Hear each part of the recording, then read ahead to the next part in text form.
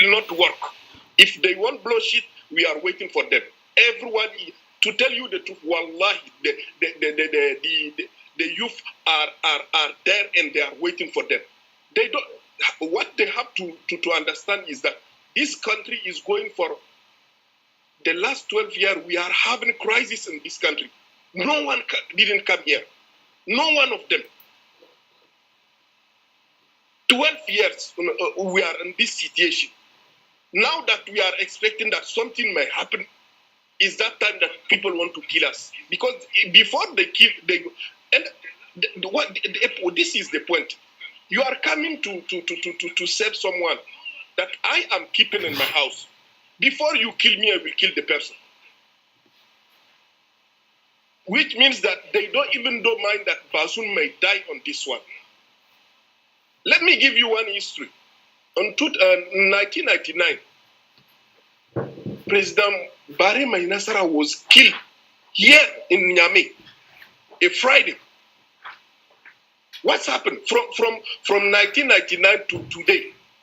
More than 24 years. Those same military, they are here. The ones who have killed him, they are in the town. They didn't even go to prison. And they have killed this guy a day at 1 p.m. They are not afraid that they can kill Bazoum. They are not afraid that Bazoum and his family and those guys that are on the distance, on their hand, they can kill them. I'm sure that the first bullet who will go, those guys will kill them. Even though they will not hesitate to kill them. Because enough is enough. How many coup d'etat we get in this country? 5 coup d'etat. We never feel like this. I am not in support to anyone. I am in support of the sovereignty of our land. This is our land, and no one can come and say that he will dictate it to us what we don't want. If I am sure some of them will listen, they are on those forums, they can listen to what Nigerian youth are waiting for them. Before they kill our soldiers, they should pass on our body before. Thank you for giving me your fora to your forum. No. Merci beaucoup. Thank you. What I am expressing myself, this is the same feeling guys are feeling here. Saying that those who are coming out are only just in Niamey. You should check over internet. All the country, even though is the small constituencies are coming out saying that we don't want those guys to come back. We don't want them to come back. What do they want? We never experienced war, and we don't want to experience war in this country. But they will not force us to love France. France. My father was Second World War. Okay, and those guys, they didn't even go up to, they died. They didn't get their salary from France. What France will give us that they didn't give to those who lost their blood for them? Nothing at all. We don't want them. They can go with their democracy or I don't know whatever, but we will have our traditions and our own democracy. We will put them in this country. But if they think that they want Bazoum, I think that they should think twice.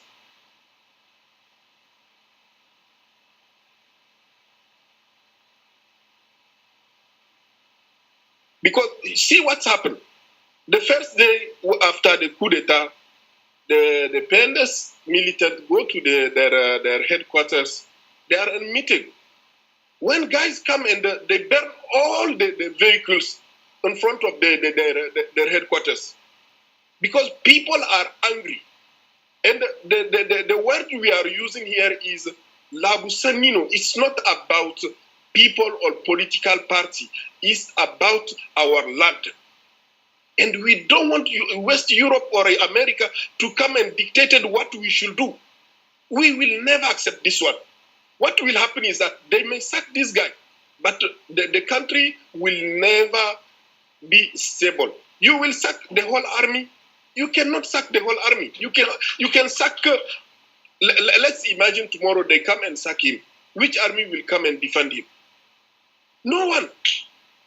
Which means that ECOWAS will come for years here. Not 1 year, not 2 years, for years they will stay here. I have my French language, which is there. Sometimes when I speak, you hear that it's French who is dominate on it.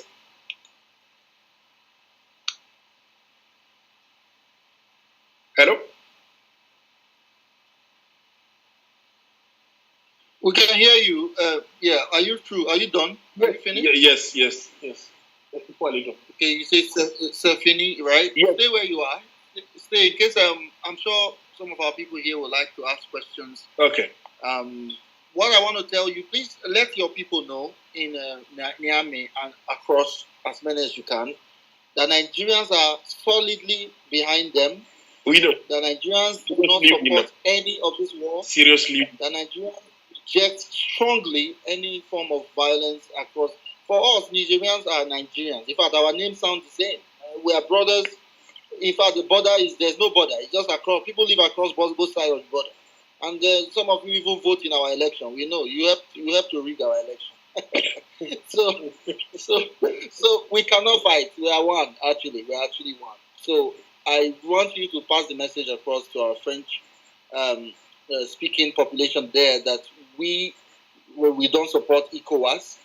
They are on their own message from their Western supporters, and we want to do what we can.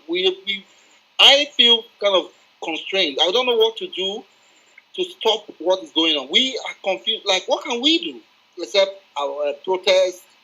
In Kano, they had a protest, and we need. I saw that Kano protest last weekend. And we also hear this weekend there are a protest on Sunday. If everything goes on, this Sunday there is a big protest across all the big towns on the country. You know that? Yes, you guys. You know, do that. One example: those guys for 12 or 13 years, whenever you come out saying that you want to protest, they will say no. You can go on the internet and do the search. For 12 years, never, guys, they refuse protest. You cannot protest. You can imagine that France have a base or 1 or 2 bases on Kaduna, Kano, or I don't know, on Edo State, something. It doesn't make sense. We can collaborate with them, but to come in and sit down on the town, this is not possible again. This is not possible. And seriously, people, to give you our mind, we know that Nigerian people don't have anything to do with this one. This is political issue. And we saw I think it's last Thursday and last weekend, some leaders on the north, some religious leaders were here. They do some preach at the Grand Mosque of Niamey. They meet the president. I saw, even though Sheikh Tahir Bolchi is a spokesman who have spoke with VOC, Voice of America, I think, or I don't know, it's Deutsche Welle, one of the German or US radio. And we know Nigerian guys don't have anything to do. We are not to quarrel with Nigerians. We are to quarrel with some political leaders, because we are sure that it's not all political leaders. It's just those on ECOWAS who are drinking their teams and they are coming to tell bullshit on us.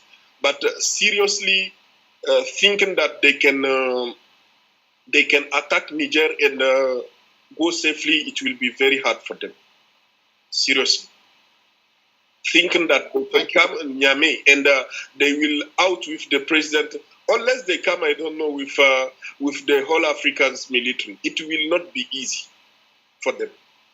It will not be easy. To give you an example, one day, Burkina guys have blocked French. If maybe you see them on TV or over internet, they blocked a French military convoy, which is coming to Niger, and they go to Gao. At that time, there was a distance. When they come in our territory, there is a border town called Tehran. And the guys on this town have blocked them. You know that French military have killed 2 people to go out from this town? And later on, what's happened? From what we heard, that they propose to compensate like 50 million CFA or 150 million. I don't have the right figure, but they compensate by money. This is not right. You cannot kill my brother and you come to propose 50 million for me. To do what with 50 million?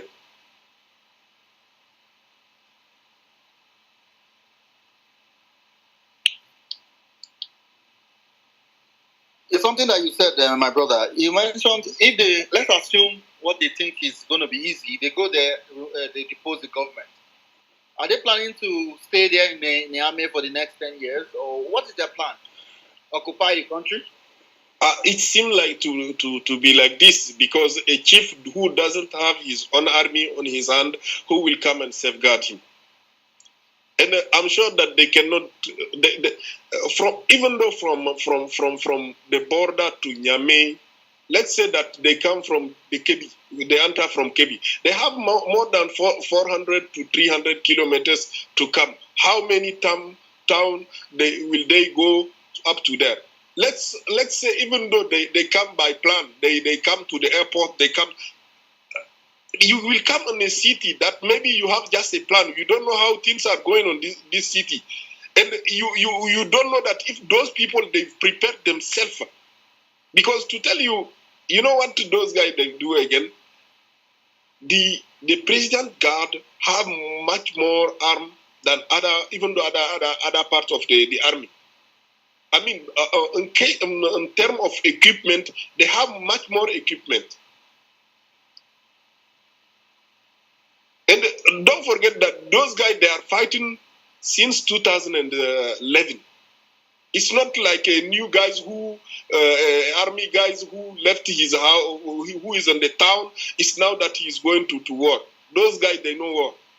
They lost their brothers. Because here, most of us, if you didn't lost a brother, you've lost a friend of the family, or a friend of one of your brother, or one of your brother, or a friend who injured in this 10-year war.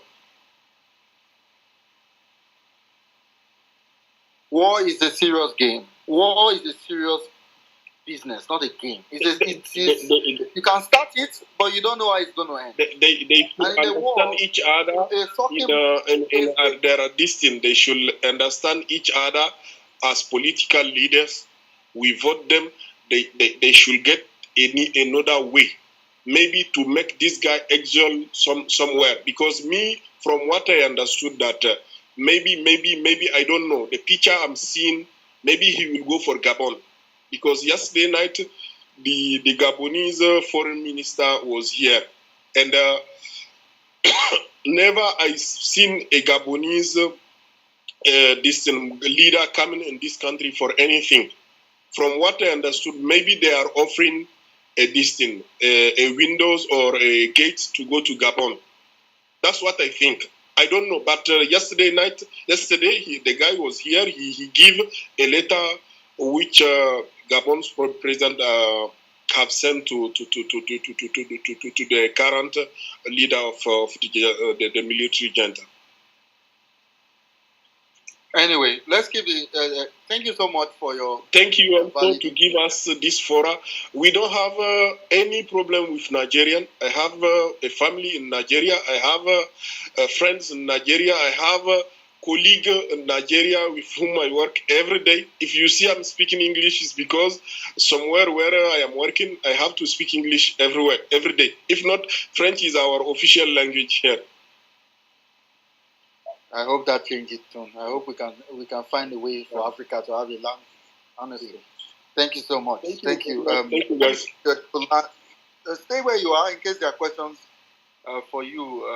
Please just mute your mic and stay with us here. John Ali.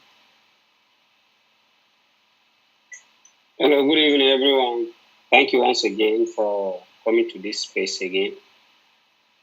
Thank every official of this group platform.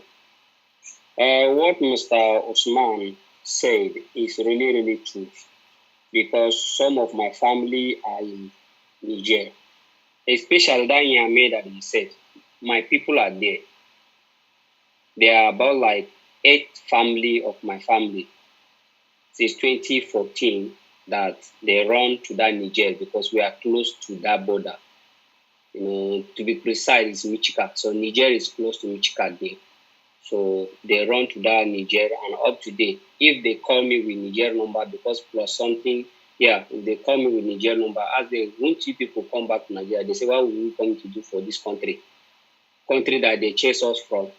They say we are enjoying, we are okay in Niger here, so we don't need to come to Nigeria. Okay, so to be sincerely, I don't know what is going wrong with our leaders in this country, especially in Ecowas, the whole Africans. I don't know what is going on. I don't know who caused Africa for us. I don't know. That is why you see, no matter how brilliant you are, no matter how hardworking you are, once you gone to Euros, you will work like you want to kill yourself and they will be using you. For example, look at our players. Once they use them, finish, they dump them. Nothing is going to come out from them. But we don't want to come. And this love, I don't know who hate us from this loving. I don't know. Love is not there in this Africa. I don't know why. I don't know. Sometimes I will be reasoning that I will be even sin against God. Say, God, why did you create me as an African? Why didn't you tell me to go to other Europe countries? Because of, the way our leaders are doing. I don't know who caused us without that peace. I don't know. But we believe that we have waken up. With this generation of 21st century, we have waken up. And there's no way all these old school gangs can come and scatter us. There's no way. Because they say young shall grow. Meanwhile, now old shall grow and young shall old. You'll be seeing all of these old cargoes. They will be refreshing. We that are old, we have been olding, getting gray hair by force because of the way they are suffocating us. So we have to stand up on our right. We will not relent. You can see what this our neighbor brother just said now. It's not that we in Nigeria here, we just be saying we are fighting with before, and they just do all these backyard things, throw me out, but I don't see any trigger that you give me that I cannot handle it. So I am ready. If the one behind me will survive and Nigeria become a great nation because of I share blood, I am gone, then the other people behind enjoy. I am ready to go. Because if our forefather did not fight for a freedom from our founders, we will have not get independent as a Nigeria. So we too, we have to fight for our unborn children and for those our children that we just born. If I die today and then Nigeria become a great nation in the world, my soul will be glad in the grave. People that is behind me, they will be enjoying. It's not that we will just be saying, who want to die, who want to. You could imagine, let me boost your brain. Many people don't know that this court case is still functioning. Many of them have given up. But I'm still preaching to them, say, never give up. Never give up. I always tell them that, okay, a star in a film, an actor in a film never give up. He can never give up and will never die. Have you ever seen any actor in film that died, no matter how he suffocates? At the end of the day, he will suffer, but last day, he will win the war. So, I really thank God for this obedient movement, because I saw it during that NSAS, that yes, there are group that is going to come to take Nigeria to a greater height, and that is obedient. NSAS has given birth to, NSAS get pregnant and give birth to obedient movement, and we will never give up on it. Our mother have done his own. Now we as the children of NSAS, which is obedient, let's continue. We must win this battle. We must win this battle by grace of God. But let us unite ourselves, no matter how it is. We will never relent. No retreat, no surrender. Fire for fire. Thank you so much. I read the mic. Thank you. I yield the mic. Thank you, John Lee. Thank you for your very, very strong statement there. Children of answers. Very interesting how you put it there. Guys, we are still talking about Niger, Ecowas crisis update. There's an ongoing meeting in Accra, Ghana. Decisions about invasion of Niger is being discussed. They've actually gone ahead to start contributing troops to use force to go in. We are hoping there will be a diplomatic solution. We are hoping that cool heads will prevail so that bloodshed will be avoided. This war, or whatever they call it, invasion, restoring constitutional order, whatever they call it, it will be an expensive venture. So let it be clear that we do not support it. We don't want it. I don't know why the ECOWAS leaders feel that they can overrule their people. In a democracy, it's supposed to be government of the people, by the people, and for the people. And we're here, people on this basis, you will hear that the people do not want this war. So what is democratic, in quotes, democratic leaders going to do something the people they are governing do not want? For example, the Senate in Nigeria rejected this use of force. They have gone on recess, but before then they voted and said, no, we don't want this. These are senators representing the people in Nigeria. Yet, it is now ECOWAS going over them to still go ahead to form a standby force. I know it's a tricky thing. Some people have issues where they say, are you supporting coups? I support the will of the people. I don't support any form of government that does not reflect the people. If true democracy reflects the will of the people, count me in.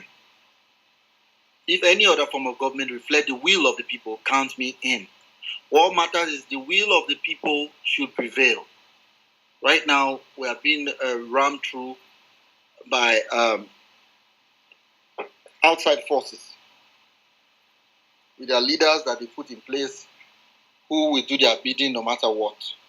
There are some conversations. While we're waiting for more reactions from you all on this very important subject, there is a clip that I would like to play as well, just to keep the conversation on. There's a gentleman that he invited again to Arise yesterday, and he mentioned that the coup in Niger, if they do go ahead to use force, it will be a replica of the crisis in Ukraine, the war in Ukraine. Let's listen into that conversation. There's also another informative piece from one of the video channels that I follow online as well. He did talk about what's going on, just to kind of inform some persons that don't understand why this is even happening.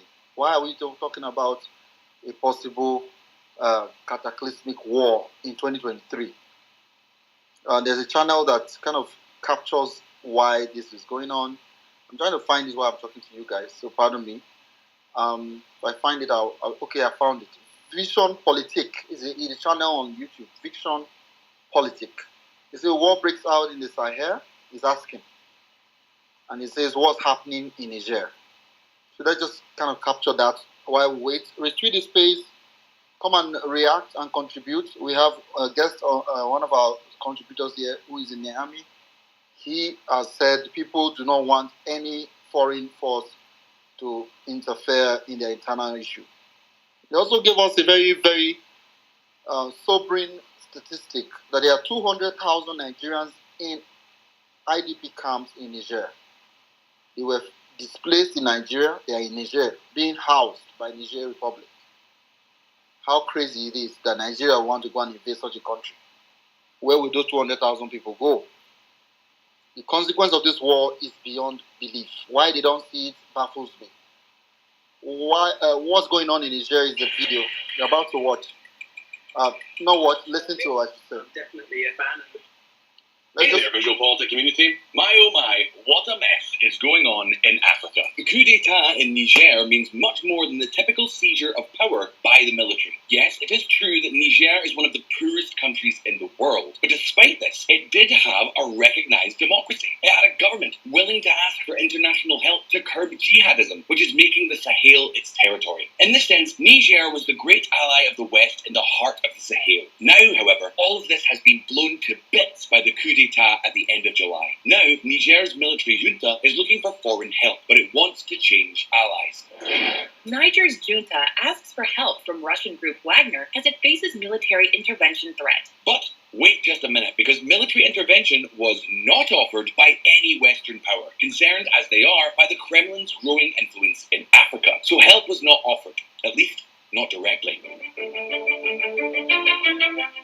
It was Ecowas, the Economic Community of West African States, which is not willing to tolerate another military coup and is demanding the return to power of Mohamed Bazoum, deposed president of Niger. And that is exactly what has set the drums of war beating once again in Africa.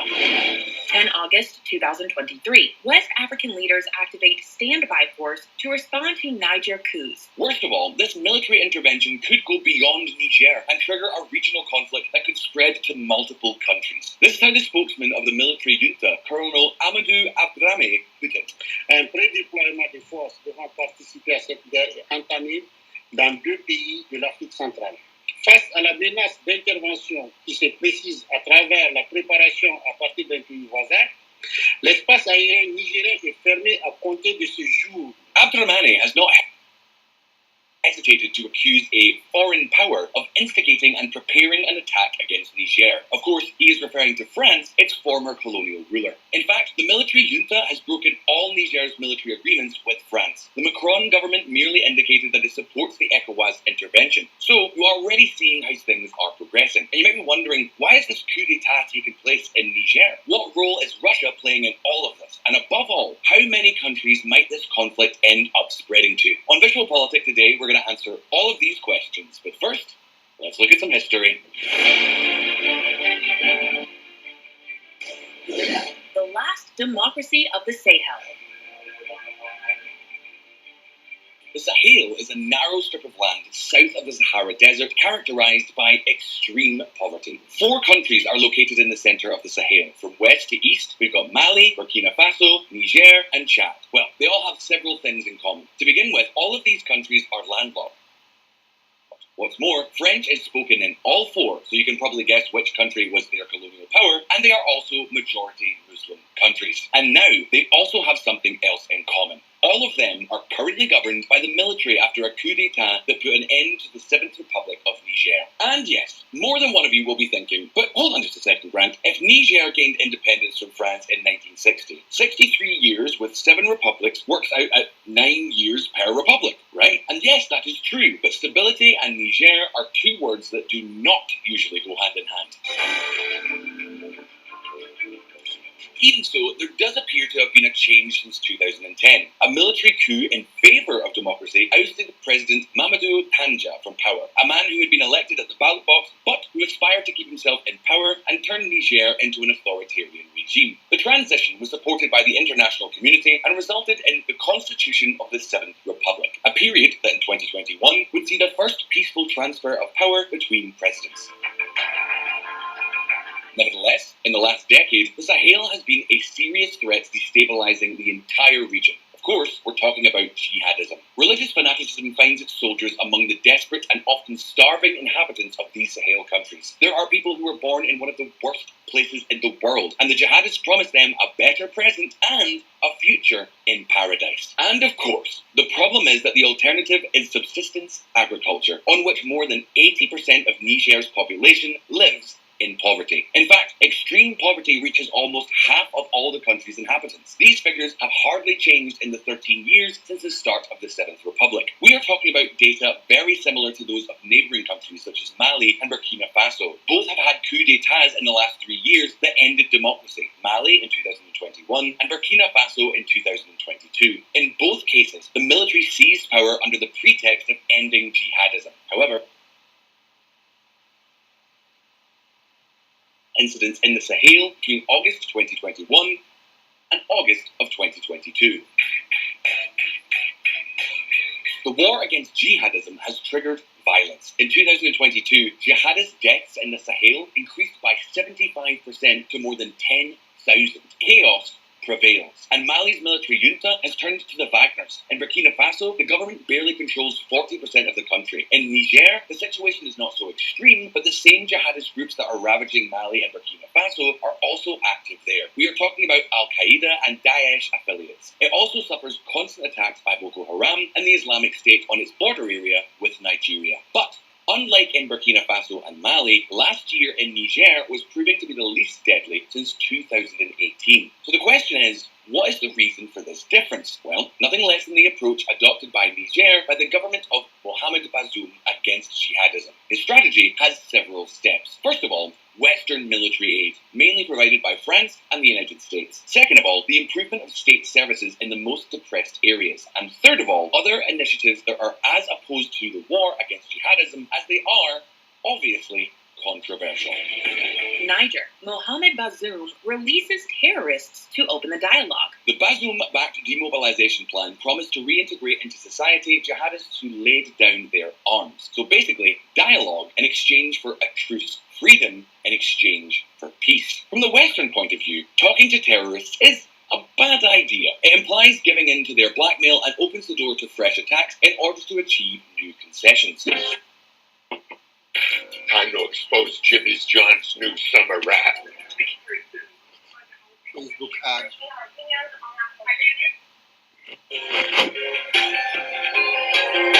However, in a country like Niger, the real power of the state and the strength of the terrorist groups must be weighed against each other. If the fight is balanced, going to war could be a disaster for the population. Other avenues must be explored. And of course, there are those who are not willing to tolerate the slightest sign of weakness. This is how the new president of Niger, General Omar Tchiani, justified his coup d'etat due to the alleged deterioration of security caused by jihadism. Non, nous ne pouvons plus continuer avec les mêmes approches jusqu'ici proposées au risque d'assister à la disparition progressive et inéluctable de notre pays. This is the same excuse that the coup plotters gave in Mali and in Burkina Faso, but you have already seen that the data from Niger is quite different, so there must be something else. So the question is, what? Well, probably the pre-coup rumours that General Tchiani was going to be removed as the head of the Presidential Guard are true. Don't lose sight of the fact that it was the Presidential Guard that carried out the coup by taking President Bazoum hostage. The army had to declare itself afterwards. Take a look.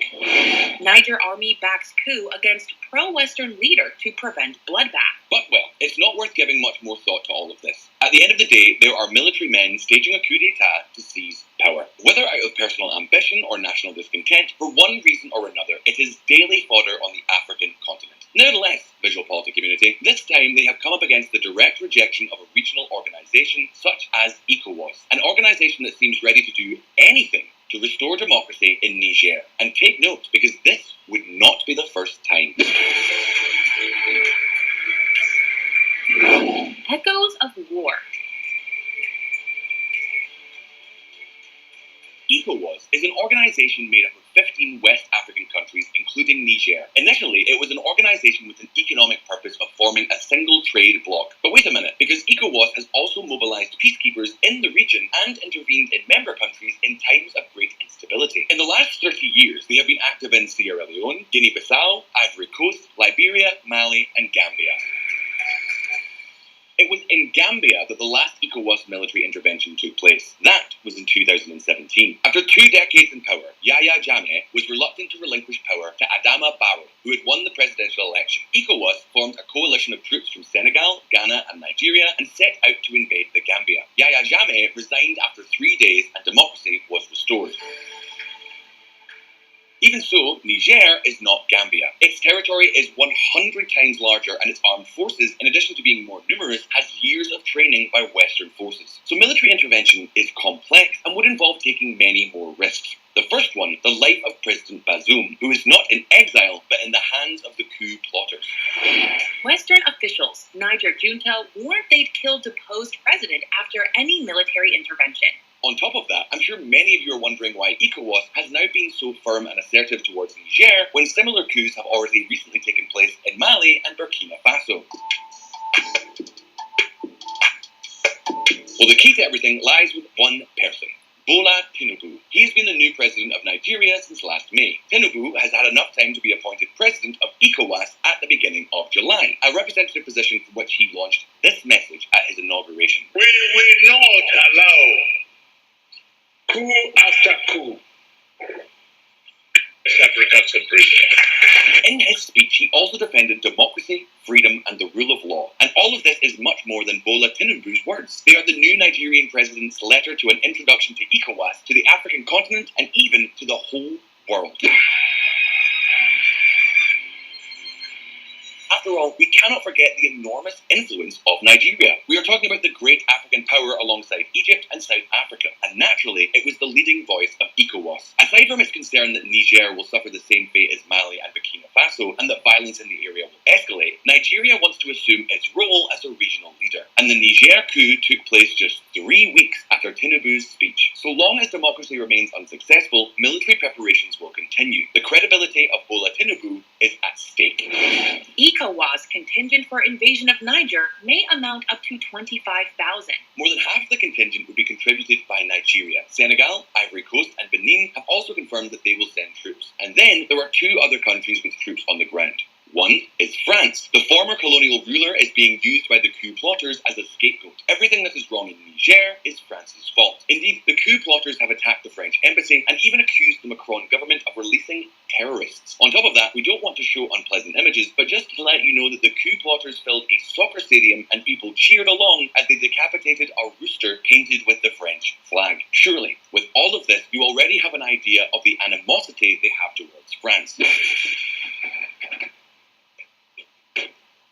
Well, the Gauls maintain a permanent base there, equipped with fighter jets, Reaper drones, and 1,500 troops. The Macron government has said it supports ECOWAS's efforts to return Bazoum to power. However, chances are that not a single French soldier will move. Lest the military junta is here to stay, and agreements such as the one of last May will need to be revisited. Niger, agreement signed with the French Orano for the exploitation of uranium deposits until 2040. It is clear that France's interest is to continue exploiting uranium from Niger, which has been its 3rd largest supplier in recent decades. Then, the other country that has troops in Niger is the United States. In total, there are more than 1,000 troops deployed in several drone bases. For the moment, the White House is betting on the diplomatic route, but it is being asked to take action. Niger's ousted leader says he's a hostage and urges U.S. to halt coup. The former president asked for it in a letter to the Washington Post, no less. Yes, it kind of seems difficult to understand. I mean, what kind of coup perpetrators allow their prisoner to communicate freely with the outside world? Because following the coup, Bazoum posted a tweet and has even spoken on the phone with Blinken, with Charles Michel, with Borrell. I mean, come on, he was almost a YouTuber. Nevertheless, neither the White House nor the European Union are making progress in negotiations with Niger's military junta. The coup leaders have even refused to receive a tripartite delegation composed of representatives of ECOWAS, the African Union, and the UN. And do you know what? The military is very clear about what they want Niger's place in the world to be and who will be its allies. Check this out.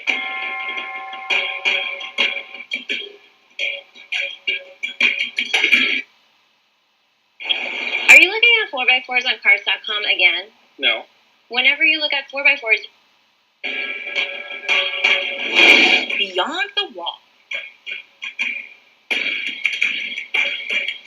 The military juntas of Mali and Burkina Faso offer us the playbook to be followed by the modern African coup plotter. The first thing to attack is the former colonial power in every possible way. They have to be blamed for everything. In the case of Niger, for example, we have already shown you some examples, but wait just a moment, because they can still do more against France. In Mali, for example, they eliminated French as an official language, and both here and in Burkina Faso, they expelled all the French troops that were fighting jihadism. So, just a couple of tweaks, I guess? Be that as it may, the next step would be to take a position within this multipolar world, and in Niger, they have already made their choice.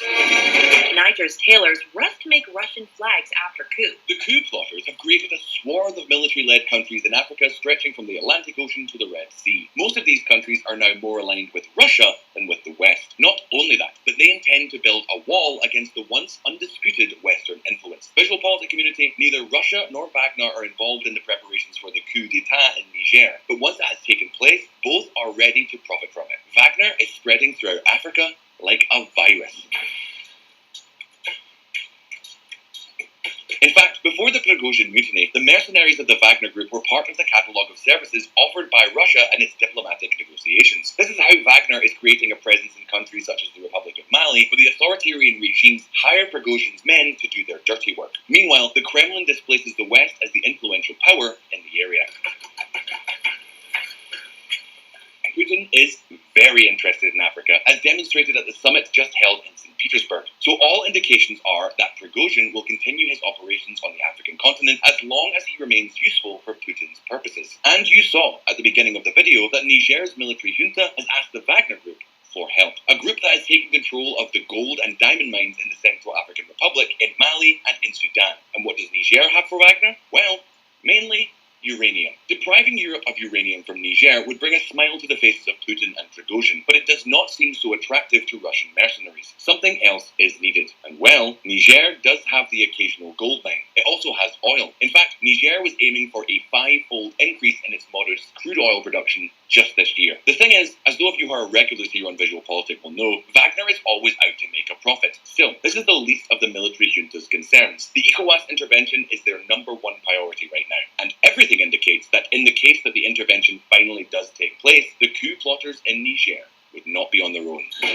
Burkina Faso. Mali say military intervention in Niger would be declaration of war. The walls of the coup plotters are being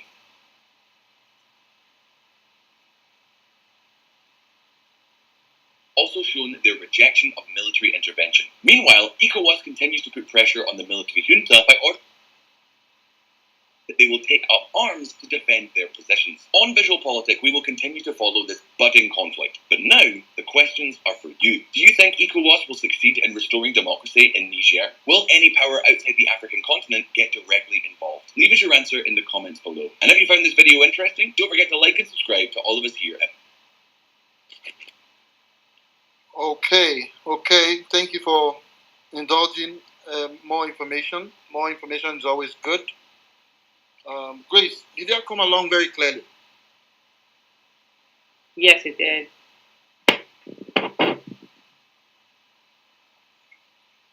Disclosure. It was It was more like a biased, little bit Western biased piece, but it was loaded with information that I believe many of us will benefit from. Which is why I wanted to play it. If you'd like to continue the conversation on this topic, let's get reactions to what you've heard and request the mic.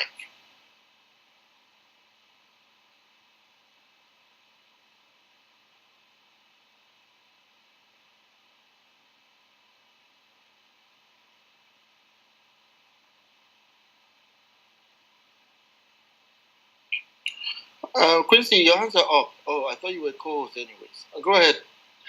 I know. So yeah, let me just chip in something. So my thing is, it actually makes sense. Like I know, like if we're able to stabilize, like the whole African being able to manage themselves, I think in the future we can lead the world. And this will not happen if we keep having people that will dictate for us, that will take our raw materials, that will utilize, things that we're still like in the colonial era where we don't have brain. But now they forgot that most of us have gone out and we have learned from them and we can be able to manage our country. So I just hope that the judiciary at this point, I hope they will do the needful so that we in Nigeria, because I believe like Nigeria is the main country that can change most of African countries. If we are able to get our country right, everything, other countries will be able to do so. And then if we're able to demand for, like I believe like sometimes when they go into contract with all this foreign and Western world, and I wonder if they actually read those documents. Did they just sign a document, and then enslave their people, enslave themselves too as well? So I think I just keep praying every day that we'll get back Nigeria running so that we can be boastful that we are doing better than we were before. So it's just like everything is just the same thing. Like we all know it. We know of where our problem lies because we use concom people that have empty brain, someone that will not go to school, someone with that certificate. At least even if the person attended the college or something, even high school, at least they will have common brain. Even though that common sense is not common anyway. So, but at least use their brain and work and think. Why do we have to do this? Why do we have to sign this? If I don't even trust any one of them, even like the China, all this, like look at Nigeria, how much more? Do you know how much we have sold our resources to the China, to the Western? It's still the same thing. If it's not Western, what is Asian? Like we are selling ourselves. So I think it's time for us to find a way and retrieve whatever that has been stolen from us. And for those people fighting, or saying, okay, we don't want you, we want to use military. Maybe the military will work for them. Why don't you let them start with the military and then give them time to be able to elect, a new president?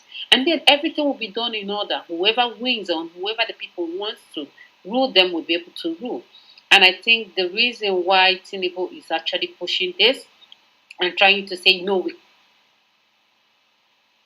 cannot take it because he actually believed that if this can happen to Niger, it will also happen in Nigeria. All of them that are pushing, they are just using Ecowas to cover their dirty laundry because they are the one that have made Africa worse than it should be. So I believe that's the problem. And I just hope that one day, we could look back and be like, yes, thank God we did all this. And judiciary, we will not put our eyes off. If he likes, let him be running around to try to cover his mess because this is a mess that he has done. He did not win election. So why won't the military rule? If people just wake up, you did not rig an election, you bribe someone and the person comes to the masses that actually voted for someone and just announce you as a president. What does that call for? Is that a democratic state? So that's the problem because for me, Tinubu going out there to talk, he should just shut up. Because for you to talk, your house would have been in order. For you to talk, you start from your place and say, yes, in Nigeria we were able to do this. In Nigeria we conducted this kind of election and I won. So now he can't even find himself that he won the election. He knew he lost. So, and I wonder the impetus that he had to even be commenting when other people are talking. So, I don't know. I think it's time that things turn around for the whole people. And I pray for the Niger people that, everything work out. And I believe that the military should also allow, conducting an election so that the masses can elect whoever they want, to be the president. I yield my mic. Please, if you're here, you can also request the mic, and so let's have a conversation. Thank you. Thank you, Prince. Thank you so much. Again, some of these conversations are usually, it does have a tendency to fly by our minds. Like some persons don't know how to kind of come in, and people just absorb the information and just, well, what can I do? What can we do? And that just speaks to where we are as Africans, where we see that leaders are doing things we don't support because of the level of our democratic maturity as a society. There's a sense of despondency, despair. I can't do anything about it. Now that is how it is. But until we push back at this level of craziness, for lack of a better word, we won't make progress as a society. We will not make progress until we, the people, are saying our will is what you will do as a leader. I would say we elect, but we don't elect leaders. Some group of people select leaders and force it on other people in Africa, particularly in West Africa here. Nigeria is a very good example right now. And they do the bidding of the few people who maneuver them in to the detriment of the larger society. Imagine the humanitarian blowback. The gentleman that was here from Niamey, he said 200,000 Nigerians are in Niger in IDP camps. My God. If that does not shock you, I don't know what will. You know my problem too. See, listen, they're not talking. Okay, I was listening to US, right? They were talking about, making sure like everybody's out, right? Everybody's out. So Nigeria, what is like this man sitting down there? What is he doing? How is he bringing people out? He's not even talking. That's the problem. Like like sometimes you wonder, how did we get here? Like he's not even talking about the life of my citizens. That matters most to me. I have to bring these civilians out. Wait.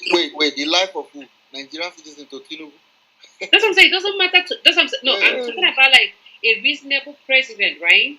What will run to his head first is like my people. Not in my time.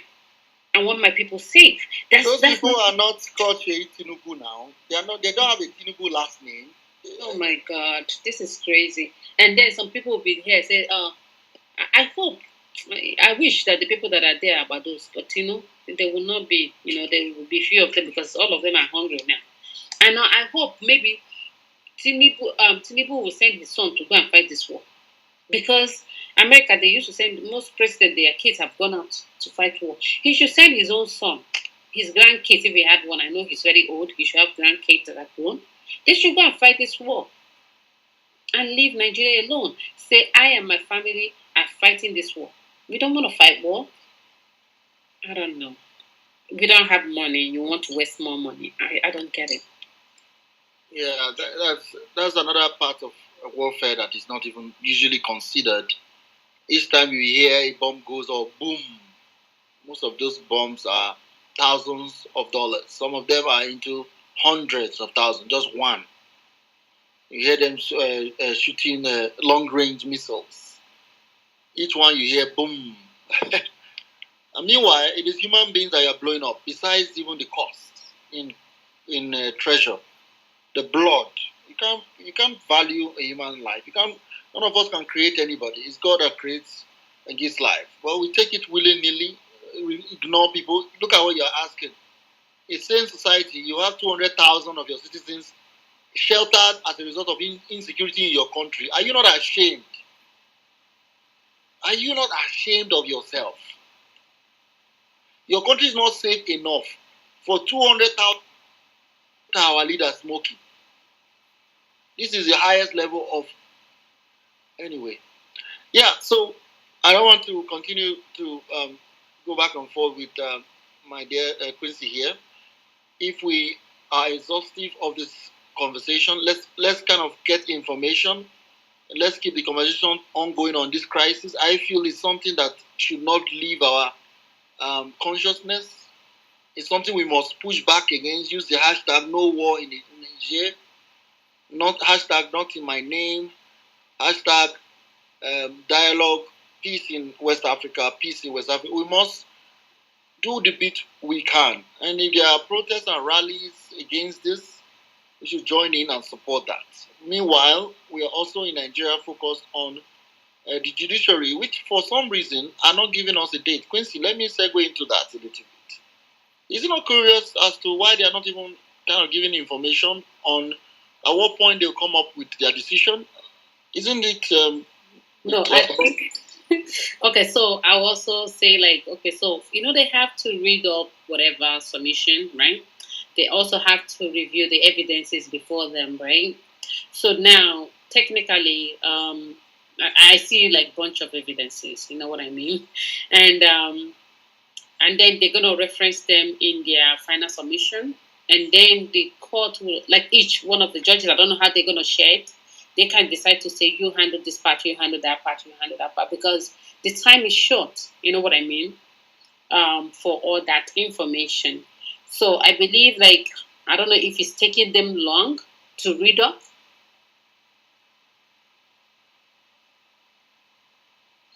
But I know, everything is there for them. They're going to consider, whatever sessions or whatever... if you said in this state, blah, blah, blah happened and you put tender, those bucket of evidence that we all saw, they have to actually kind of like review them a little bit and see which ones are relevant for them to use in their judgment.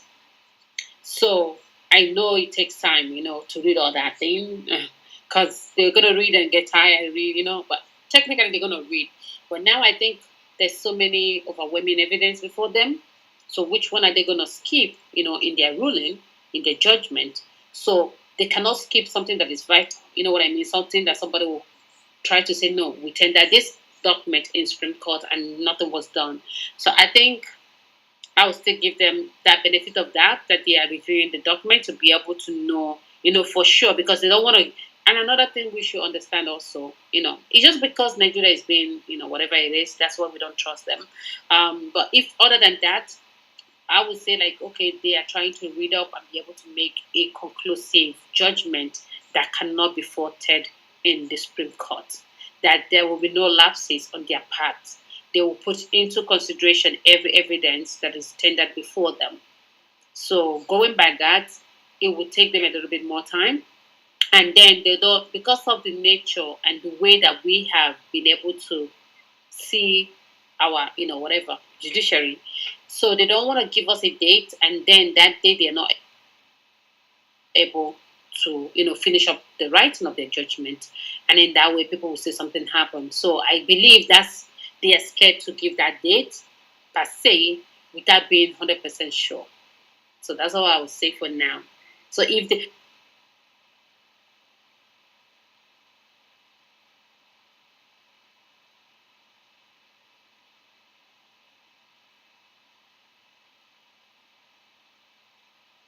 will deliver judgment by this date, and then if Thank you very much, Barrister Quincy, for giving up your perspective on the delay. For us that are not legal minds, we are suspicious of even a cat. When you are very on high tension, anything that moves by, you call it a witch.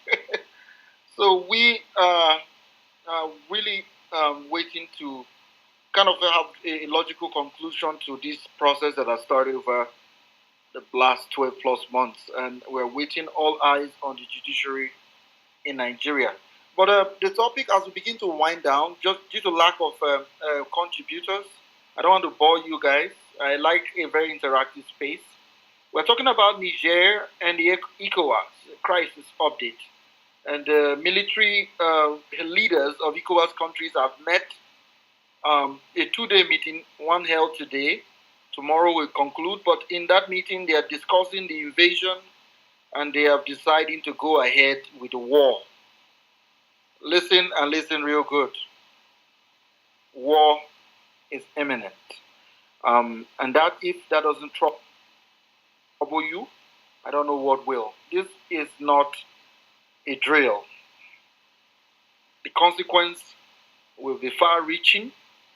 Too many lives will be impacted. I am very, very concerned.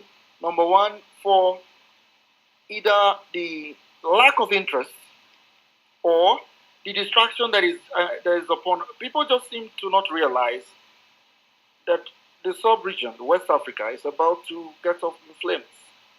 We're about to start running head-scatter. Quincy, you're in America. You're about to start raising money to help people in camps. It's beyond belief. I don't understand why anybody is not troubled, at least to the level that we should be. Why our leaders are so egotistic, so confident. I don't know what France promised them or America that they will be with them. They should go and ask people in Ukraine how they are being helped. We may not lack weapons, but our people will die in large numbers. I don't know if that's worth this useless intervention. I personally strongly condemn, will reject every form of intervention in Niger. I'll keep speaking because whatever you do, you can't take away my voice. I hope that is the case with you as well. There's a clip I want to play before I bring Abdul Fattah in here. Ned Media, which follows the election petition in Nigeria, is his YouTube channel. Did a kind of short expose on the meeting in Ghana.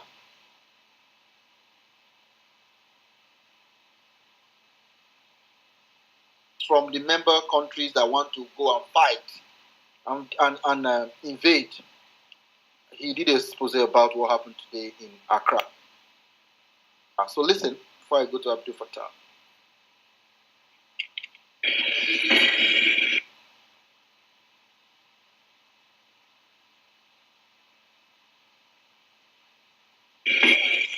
The ECOWAS chiefs of staff have now, from the ECOWAS parliament, from the Nigerian National Assembly, from the Ghanaian parliament, from Nigerians living along the border with Niger, the ECOWAS chiefs of staff still insist that they will go ahead with a mobilization in preparation to invade Niger.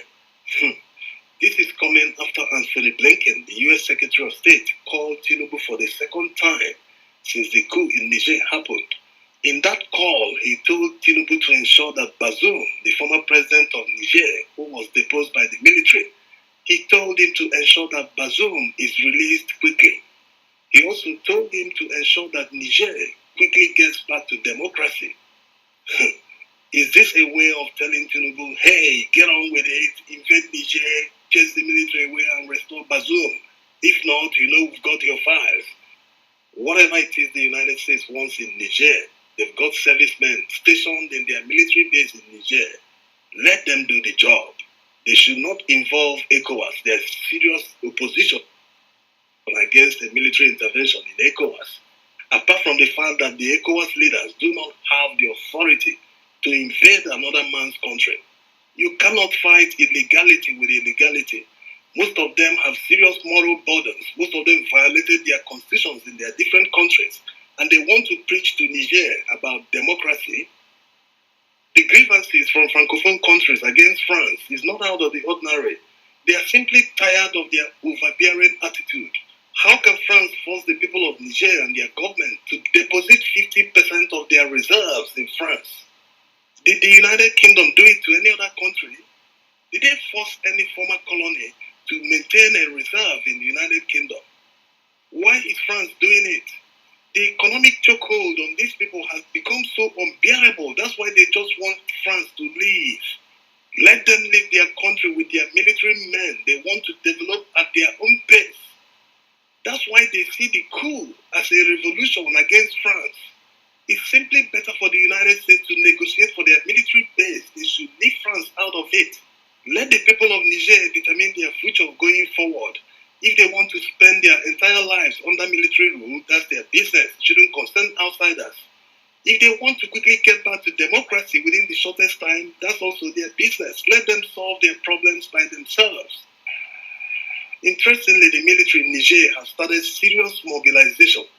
They are mobilizing people to join the military so that in any case they are invaded in the future, you are not talking about fighting against the military alone, you're also fighting private citizens who will be given quick training to join hands to defend their country against the invaders. It's very funny looking at all the security challenges we have in Nigeria. Look at what happened in Niger State recently. And they are not talking about how to solve all these problems. And we want to go and solve another man's problem. How about charity? Solve your own problems and you want to solve another man's problem. It's not even a problem. The people you want to invade their country are telling you, no, we don't want you. We are okay. We are backing the coupists. We are backing the revolutionaries. I see you looking at me. Ooh, you're sick. Nah, don't do it.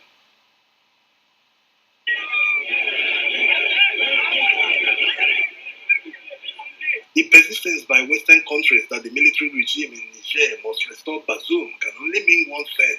It is not about democracy. It is about their interest. Because it doesn't make any sense. The people they supposedly want to save are telling them, no, we like it this way. We support the military regime. That they want to achieve a total emancipation from France using the military. So why should anyone cry more than the bereaved? Besides, the West didn't react this way when their military struck in Burkina Faso. Neither did they do so in Mali. So why is Niger different? The fact is, most Western countries see Africa as a place where you come to mine natural resources, that people shouldn't be allowed to think for themselves, that any idea, whatever idea they want, they must impose it on Africans and they will take it hook, line, and sinker. They are averse to resistance. They don't like it when Africans say no. When they make a deal with an African country and they say, no, I don't want this deal, go with your money. This is exactly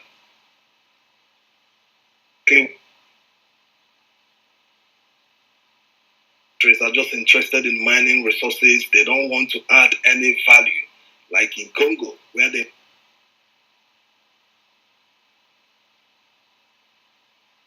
mine lithium. No one wants to set up a processing plant to manufacture the batteries locally.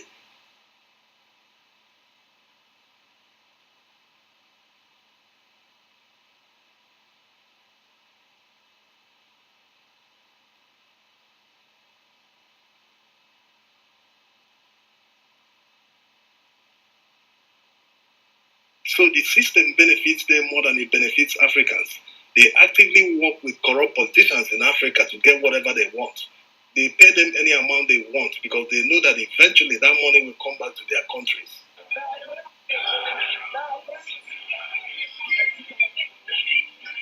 So when you hear them say they're fighting for democracy in a particular country in Africa, this is actually what they mean. They are fighting to have a corrupt politician who will do their bidding. Otherwise, why don't they criticize politicians who violate the rules in a democracy? Yes, it makes a lot of sense that someone who is marketing democracy and fighting for the maintenance and sustenance of democracy in Africa will turn a blind eye when people violate the rules in a democracy. If you're on one hand telling people that democracy is the best form of government, that they should embrace it, why do you suddenly become dumb when people violate democratic rules? Yes, it's very important that all stakeholders work towards the sustenance of democracy. It's not the job of the opposition alone to obey the rules of democracy, while the party in power behaves as if they are lords over the others, that they were elected as kings to lord it over everyone. So when these countries fail to criticize and allow things to deteriorate to the level of military coup, they no longer have the morals to patronize us. They can't be talking to us about democracy when they fail to lend their voice to sustain democracy. They can't be seriously marketing a product that people don't derive benefits from. Democracy is supposed to come with dividends, but in most African countries, people don't see these dividends. And what is the type of man to be the president of Cameroon when he's not the king? And when a military coup happens in Cameroon tomorrow, they will say they are fighting to restore democracy. Restore what type of democracy? To an average Cameroonian, they are tired of this type of democracy. A democracy that can only produce one president all the time for multiple years. That's not a democracy.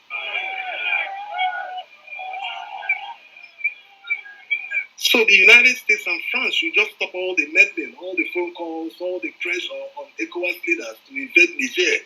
They should just stop all these. Allow the people of Niger to determine their future their own way. Also, military invasion is very unpopular here. And going by the rules of democracy, you do not go against the wishes of the majority.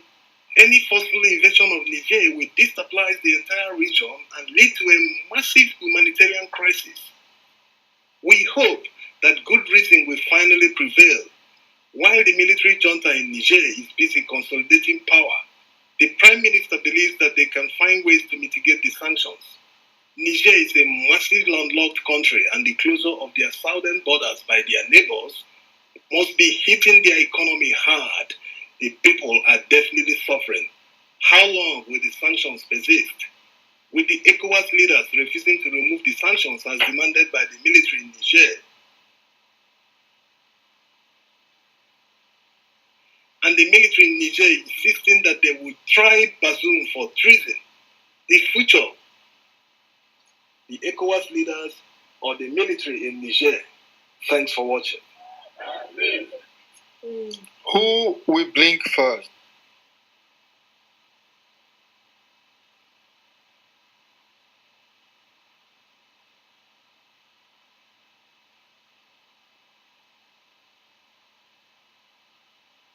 Abdul Fattah, what's on your mind? Thank you very much. Who win is 100% are acting on behalf of the European and the Western governments. and they are corrupted. It is a proxy war, and it is totally illegitimate. We cannot accept this. And the reason is that in Niger, whatever happened in Niger, and that is the internal political situation of the Nigerians. A bad dictator, very bad dictator, who is at least not allowing his country to be looted by Westerners and colonialists, is better than a so-called democratically elected leader who is a puppet for Westerners. We know what happened in Libya. We know how Libyans were living during the Gaddafi's term. Libya was one of the best in terms of the HBI, economic growth, per capita. You know where Libya was actually stationed. And you know what is the Libya we know today. So this is nothing about democracy. This is nothing about values or democratic values or things like that. This is, I want to loot your resources. I want to loot your money. And I want to watch your people, your own people, watch them bleeding. That is exactly what Europeans and the France and these African cohorts who are now gathering in Ghana and trying to come together to justify an illegal invasion against Niger is something that we cannot accept. All of them, all Ecowas member states have internal issues and problems. What is the benefit for Nigerians and the Nigerian government to involve itself with such an illegal invasion while Nigeria itself and other members of the Ecowas have problems and political instabilities and terrorism and things like that that they need to deal with? What is the benefit? I cannot actually help. I cannot offer help for a neighbor while my own house is burning, while I'm corrupted myself. I cannot tell someone to not to be corrupted while I'm corrupted myself. So this is actually very clear. It is not the time that we even have a debate on is this is right or wrong. We know it's 100% wrong. And for those Africans who think that maybe this is what happened in Niger is what Europeans are saying is right, and because of the overthrow happening and things like that, we know president of Niger was and what he was doing. He was enriching himself. He was doing his wealth and maximizing his own benefit while Nigerians were suffering. While Nigerians were suffering. Him was the elite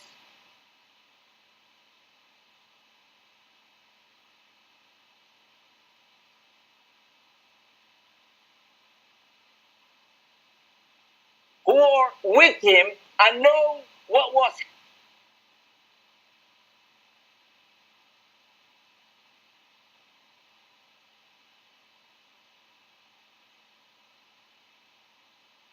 of Niger will actually create more problems, create more refugees, influx within the neighboring countries. Maybe Europe wants to see many Africans dying in the Mediterranean countries and seas and all that. So this is absolutely something that we cannot accept. It is something that we should be against it and force our African leaders who have been used by the colonialists and imperialists, who I think all of them have Stockholm syndrome. All of them, I think they have Stockholm syndrome. Because you cannot accept to advocate or support someone who's beating you every day and night, killing you, looting you, and watching and creating suffering within your country.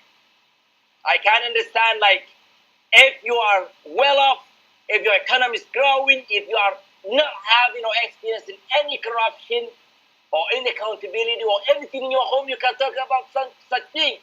But all of them are corrupted, and yet they are talking about that.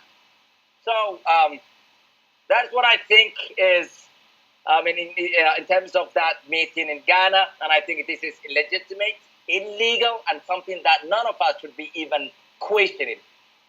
Whether it's actually legal or not. It is illegal. It is illegal. Thank you all. Thank you very much. Thank you very much. It's something that is very telling is that most of the countries' parliaments are voted against it. Even the Ecowas parliament voted against it. AU has come out against it. For some reason, some stooges are determined to go in and do the bidding of their paymasters. What is the reason and motivation? Why did they not invade Mali when there was a coup? Why did they not invade Burkina Faso? Why Niger?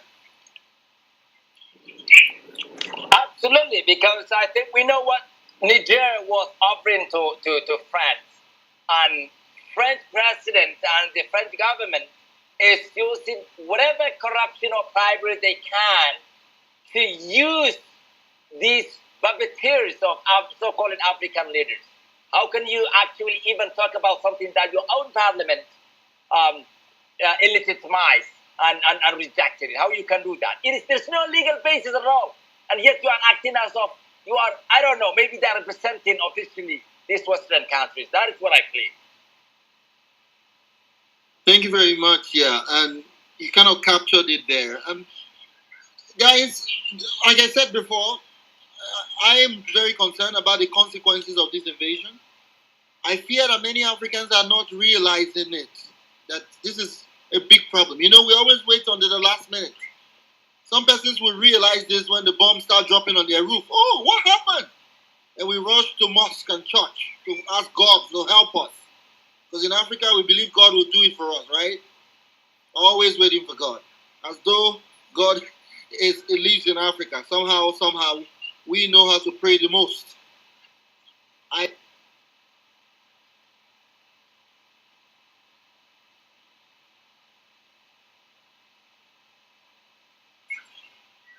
Quincy, let me yield back here. Let's see whether we can continue or we can begin to wind it down. Okay, that's fine.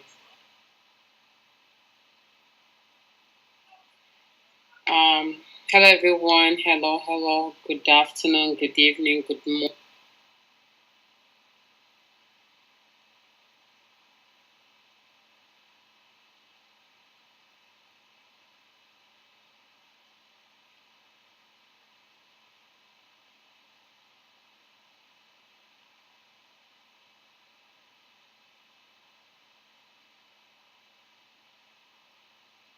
We want peace. Hashtag don't go to war for us. If you're going, just go on. If you're president, you want to go to war, just go on yourself. Use you and your family to go to war and exclude the rest of the people. So I think most of all these people that are trying to go to war, there's one reason why they want to go to war. What is the reason? Because they know they will be next. They know their hands are not clean. Because they say he who comes to equity must do equity. And he who comes to equity must come with clean hands. How can you go and be talking about someone, what they're doing is illegal, when you yourself, you came in through the back door? When you yourself was not elected? I don't know. And now we have most of our citizens that don't even know their fate. They don't even know how they're going to get out of that country. These are first things that most countries, most leaders will do. Once they know there's something, not even once it starts, they will sense it and then they will go and take out their people. But ours, they will let them perish because they don't care. So it's a thing that we need to start thinking about. How can we make an impact? What can we do? And we have to keep speaking up, to make it better. So please, let's request the mic if you're on the listening side. Let's have a conversation. Let's talk about, let's know what's going on. How do you people want it? What do you feel? How do you feel? Because we don't want to wait till one day there's bomb in our backyard. We don't want to see that happen. So let's request the mic and let's have a conversation. Or are you guys all tired? I know people in Nigeria should be sleeping. So what's going on? Anyone in the US? I know you should be awake. Eastern time is like 5:45. I don't know.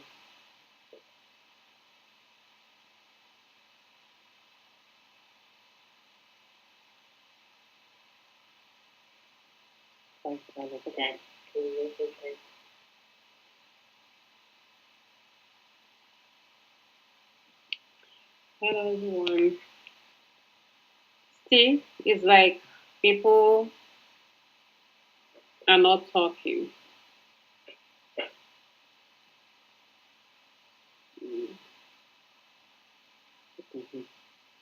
So I'm just looking at most of the West Africans ready to join standby force in Niger.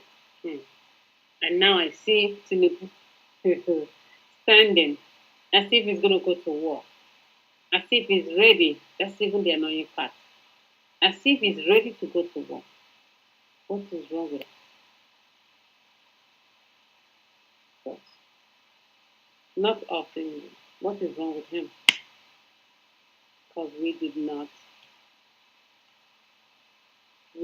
plan this. This is not what we want, and this is not what we're expecting.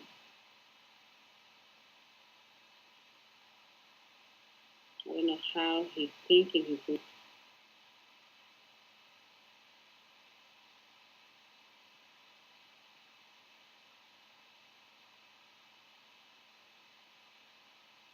I threw my submission. Chris, by law, I want to, since you're a barrister or barrister, right? Sorry, I don't know. Go on. Okay, thank you. By law, is there a way the soldiers, our soldiers, I can't speak for other countries, is there a way they can go out there and literally protest for themselves? Is there a way without being, without them being, I don't know, maybe is it without any consequences behind it?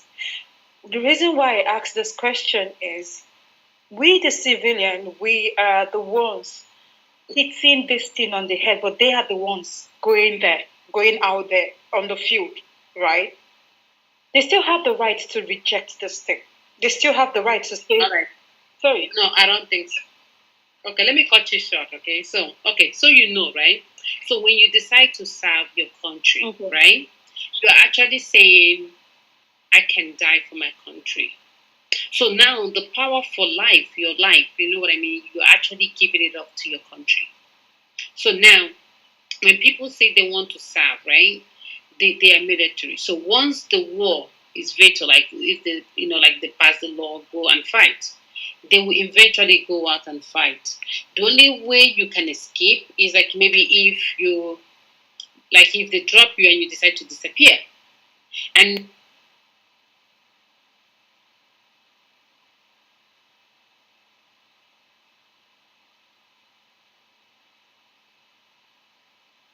to survive.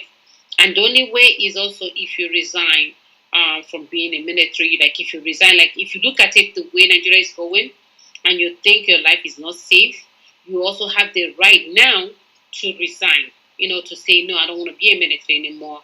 I give up everything, and you retire. So that's the only option. But not like when you go to war and you go there to protest. You can't do that. You cannot go to war and start protesting, but you can decide. No. Mm-hmm. Not like going to war to protest. Not like going there. Not like going to the field to protest. No, they cannot protest. See what I'm saying? So, they have heads, right? So those heads, okay, so now, like, the president make that decision, okay? And once that order is given, they have to obey. That's what I'm saying. So now, you seeing the kind of country that you are into, you can decide to say, for me, I will say, no, I don't want to die. I will just pack my bag and baggage is like the way they're dying. You know what I mean? The amount of money they're being paid doesn't even worth it. I will pack my bag and baggages and retire. So that's another way that we can be able to say, no, I don't want to go to war. But the thing is, the only people that can stop them is the people that we have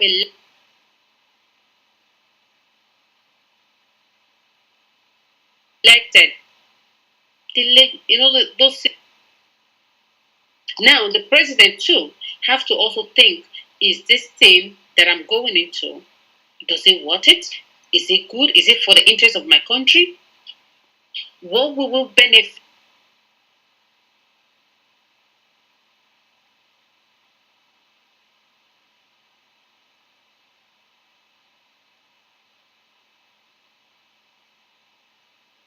from this fight?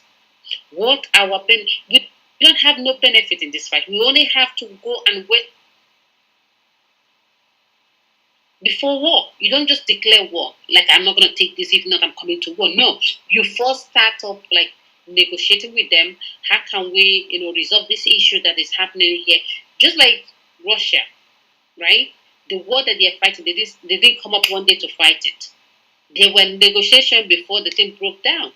But now these people, like this country that is having this issue, there should be a negotiation to see how they can resolve it. What are like give them options? Okay, the what do you call it? The assuming the military. What is your plan? Have a discussion first, and then that's how you can encourage them to resolve the issue. But my point is, if the people in that country actually said we are fine, we elect this person, we want military to rule us, I think Nigeria we have better business to deal with than that. We have our military men dying, Okay. So, sorry, before you conclude or answer the question, I would say I won't say it's a question, or okay, let me put it as a question. Since they have signed to serve with their life at stake, right? In the military, is there anything like a military constitution? And if there is, in the military constitution, is there no place written where they say, if peradventure, regardless of who ordered this, you see, as a military man that is serving your country, and you know what you're serving is to protect the lives of the citizens and not to go to a meaningless war, a proxy war, that whereby your own nation is not being attacked. Is there no place in their constitution where they say the person or the military person can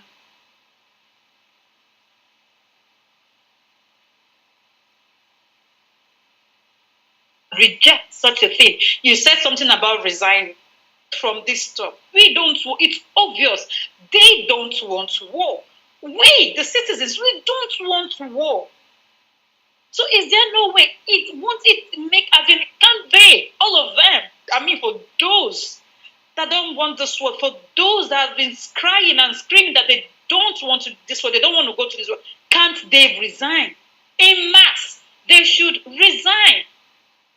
Instead of going there, killing themselves for nothing. It's not as if they're going to compensate their family. The stranger there, Can the I stranger say something? standing there. Can I say something? Sorry, Can I Ma, say- sorry. You're gonna hold on, okay? Just raise your hand. Once it's done, then you can come in. Yeah, thank you, Princess. Sorry, Naomi. I'll be done in a jiffy. The stranger sitting there on the seat, his toe. He sits there making silly, illegal decisions at the expenses of the lives of the citizens, of the life of these soldiers. Now tell me, has this stranger make a public announcement regarding those people that died, regarding those people that were attacked? Has he gone or sent any delegate to go visit the families of those people of the deceased? No, he has not. Soldiers, I beg, military people, if not they here at the salute. In other countries, they celebrate their soldiers. In other countries, they celebrate their soldiers. It's only in Nigeria that I will see that where a soldier is passing, that everybody got to throw away spit. Waiting they saw. What is going on? Soldiers, is high time you raise your own voice. You guys are also human beings. Despite the fact that you're serving, you're also human beings. Not at the expense of your life. What about your family? What about your kids? Have you thought about that? How much then they pay on that? When I will go there, they waste their life for no reason. It's not as if Nigeria is under attack. And they won't give you guys resources like a good equipped military equipment or anything to go for this thing or whatever. I don't know. But, oh, Lord. God bless me. Quincy, are you? Please let me not say something that I would end up regretting. Thank you very much. Yeah, no problem. The thing is, like, that's what I'm saying. Like, they have options. Their options are like, for me, I will just resign. But the thing is, most countries don't go into war if it doesn't concern them, right? When you look at it from the beginning, like the US and the Russia and all that going on, US did not get involved. NATO did not get involved. Why is it that these people want to get involved? Why is it that Nigeria wants, like, Tinubu, not Nigerian? Because we Nigerians, the youth, everyone is saying no. Tinubu wants to get involved. Why is it that he's so hungry for this fight? Why does he want? See, when we look at it, we know the reason why he's fighting this fight. We know the reason why he will say, let's go. Because he will convince those idiots that rig themselves in, because he's going to be like, remember, if we allow this to happen in Nigeria, it's going to happen in Nigeria. One day we will be overturned. Remember, we did not get, people don't like us, they did not vote for us, we just rigged ourselves in. So why don't we support this one that rigs himself in and let's remove the leadership so that these people don't have power, the citizens don't have power? And then we call it. Is it actually the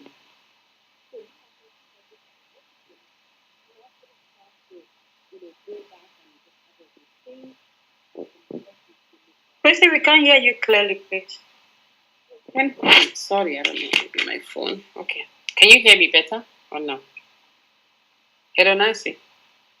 Yes, go ahead. It's better now? Hello? Yes, it's better now, Quincy. Okay. Yeah, because I think my phone was a little bit far from me.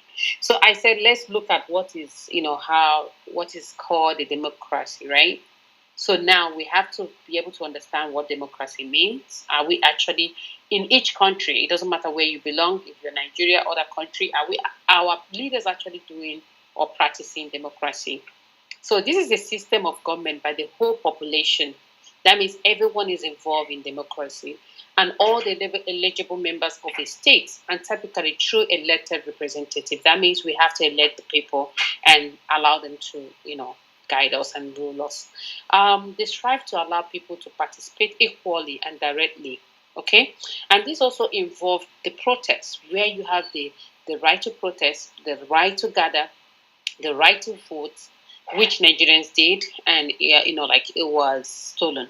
So when we look at it, all these fundamental human rights is violated, and nothing happens.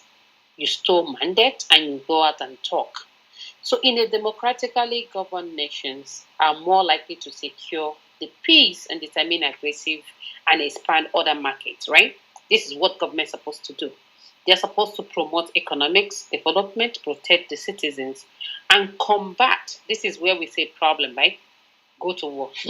They're supposed to combat international terrorism, which we also have in our local place in our country. We have not solved that issue. We are also supposed to, stop crime, uphold human rights and workers' rights, avoid humanitarian reason crisis, which is also the problem that is going on. If you know that human beings will die, so why are we going into this war? Avoid any improve in our global environment. That is what we should be fighting for. There is 3 arms of government in Nigeria. Are they really working? That's the question. If the 3 arms of government are working, the executives, right, the legislature and the judiciary, if 3 of them are working, things will be working fine. Now, the executive no, the legislative, right, that we have elected, they should be able to sit and say, no, we cannot go into war. And then that's it. That ends the war. The president cannot do it. So now, with the judiciary, if someone violates it and just go on his own, can the judiciary be able to uphold our constitution as well and get that person punished? So we still have so many issues, that we have to deal with. This is our country. But one day, I think all the obedience, this fight that we are doing, all this that we have been doing since last year to now. One day we will sit back and say, thank God we fought. Thank God we were able to speak up. Thank God that we started this. So we are also sending a message to anyone that wants to fight. Please, if you're going to fight, if you're a senator, you support that. If you're a president, you support this fight. Please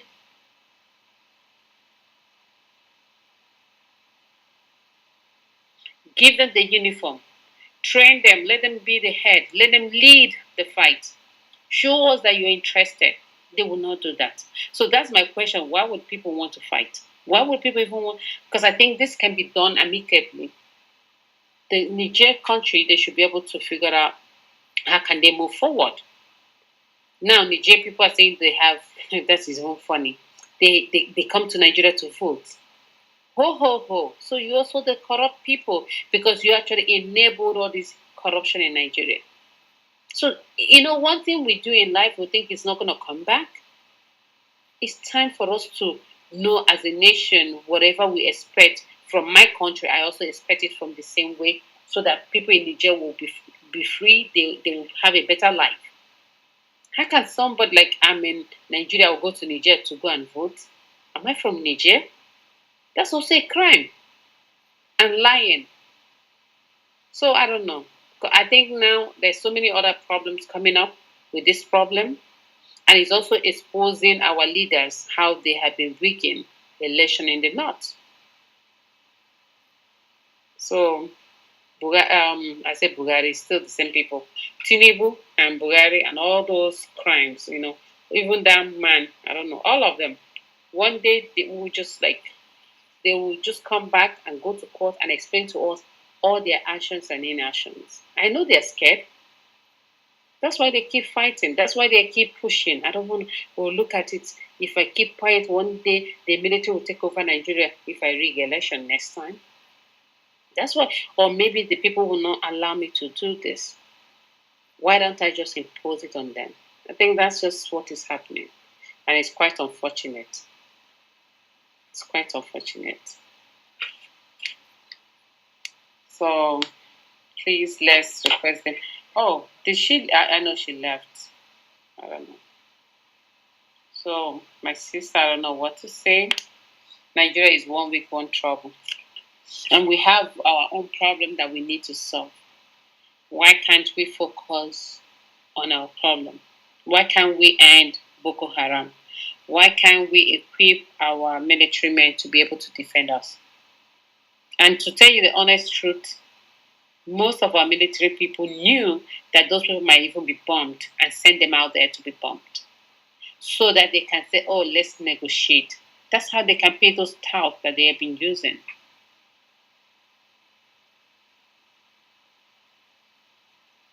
I keep on wondering, why is it always Ghana when they want to negotiate, when they want to do, be diplomatic? I'm sorry. I just climbed the staircase. I think, you know why? Ghana is safer than Nigeria. Okay? That number one, I would say. Why would they go to Ghana? They go to Ghana because Ghana have more security, safety for everyone. Nigeria does not have any safety. So other presidents wouldn't want to come to Nigeria. That's not a safe place to be honest. So I think it's just like when they're doing something, they call a country, people get worried about coming to that country, right? Like if you want to travel, there's some places you can't go. So I think Nigeria will be a no-no for many people, many presidents. They will vote down that. So they might take some other places that are more safe. So Ghana seems to be more safer for all of them to gather. I believe that's why they will use Ghana. If Nigeria was good, they can use. You don't want to come to Nigeria. You know what I mean? So they'll be like, no, not Nigeria. So that's what I feel. They might get kidnapped, even though I know they will have all the military, but they will expect like, no, it's not safe. They want a place they will be free. Like you're not watching your back. You know what I mean? So our country at this point is not represented. That's the issue. So everyone, let's request the mic. Let's retweet. I just hope what happened in 1965. Was it 1965 or 1966? During, where they went to Ghana to sign that Aburi Accord. I hope it doesn't repeat itself. That after signing and delegating and then agreeing of no war, no war, and then you came back. They come back and then another thing war started. Nobody wants war. I beg. If there's a way I can Nigerians, Uncle, close the door, please. Thank you very much. If there's a way I can convince the Nigerian soldiers, please, I'll fall back to my dialogue. Agent Chukwu Ayonu, Biko, please, we don't want war. Please, if you know what you... Because now they go the thing, no be me. Now they go the thing. I know it might, definitely, once this thing starts, it will affect Nigerians so bad. But guess what? It will start from you people who are the forefront of this thing. There is a way you can count yourself out, at least for the sake of your family, of your children.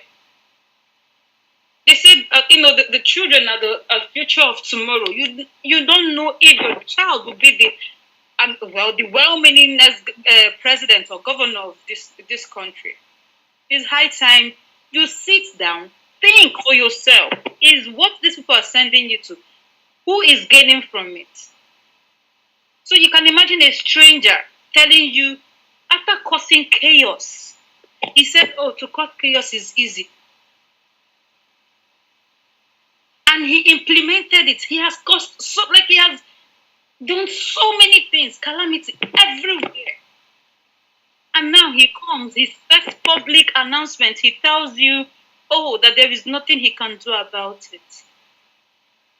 And then you have his wife tell you that the government cannot solve all your problems. Oh my goodness. Oh my God, oh my goodness. Military, please. Our soldiers are beg. Una don't suffer too much. It's high time. We, the civilians, we need to see if you have any of if you're here, please listen to me, please. With all due respect. If you have your brother, your sister, your wife, your child, your husband, your sibling, your father that is a military person, speak to the person, if not to prostrate, please. Do everything possible. It's high time the military, you start speaking up. We are supposed to be celebrating you guys. We are supposed to be celebrating. We should have a military day, a day that will bring out to celebrate our military, and not always a day of remembrance. Wait, Abba, waiting. What is going on? We always remember you guys in that, not for a good thing, but to mourn. Until when? You guys are human beings. Seriously, you are human beings. You have a say. Regardless of what you signed to serve, you're serving.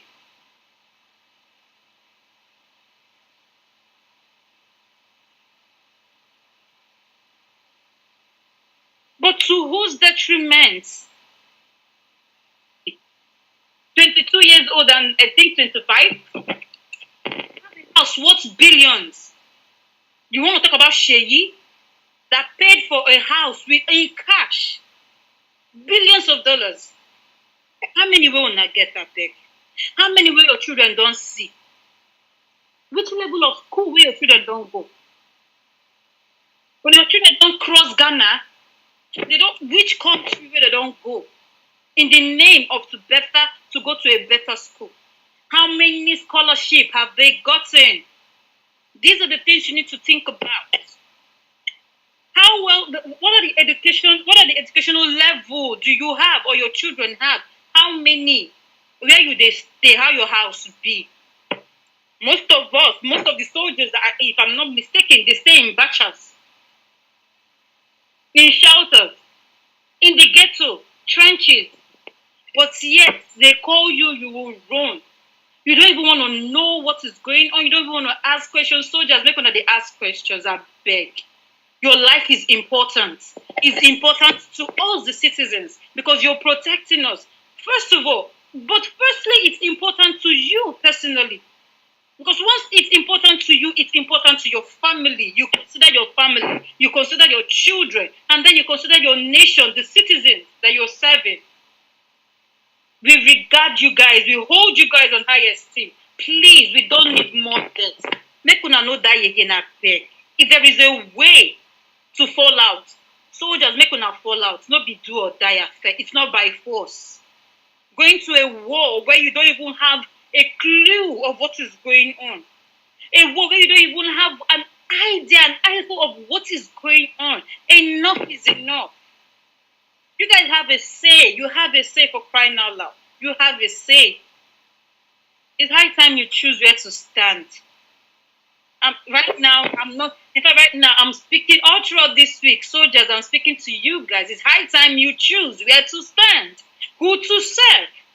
Did you sign to serve one man?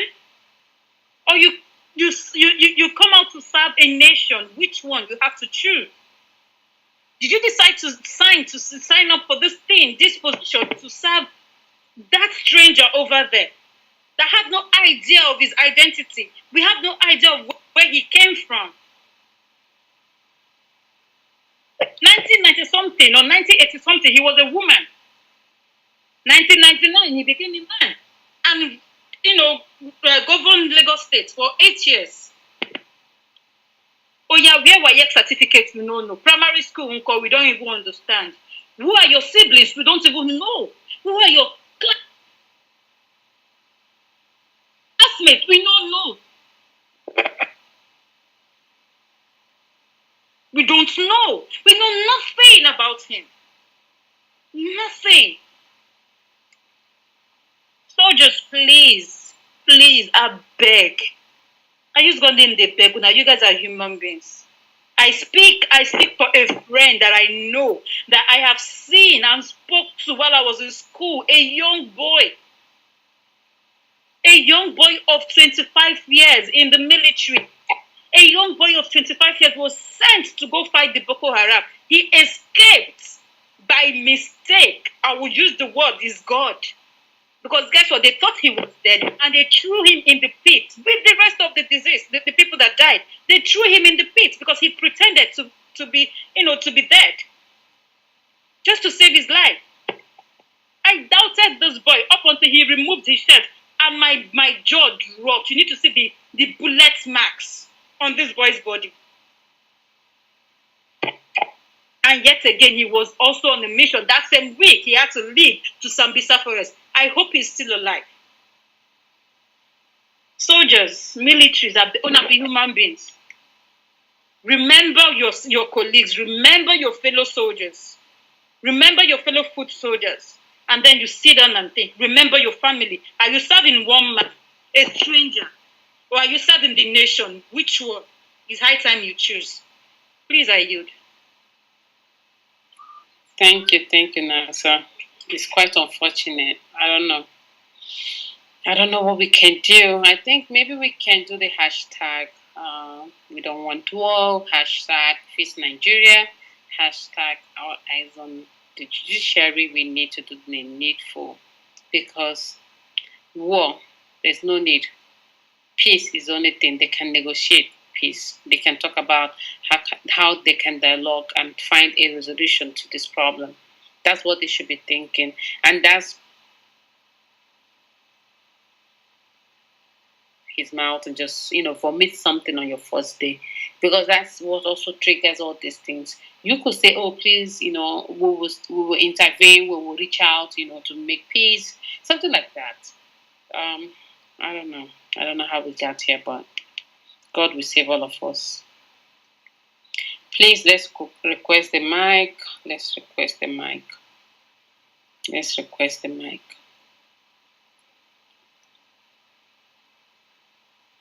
It's like everyone here, are we all sleeping?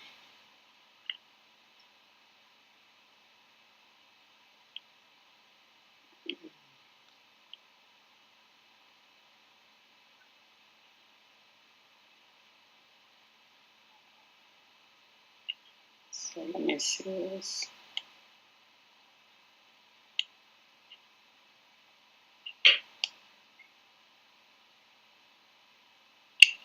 What did you say? Hello? Yeah.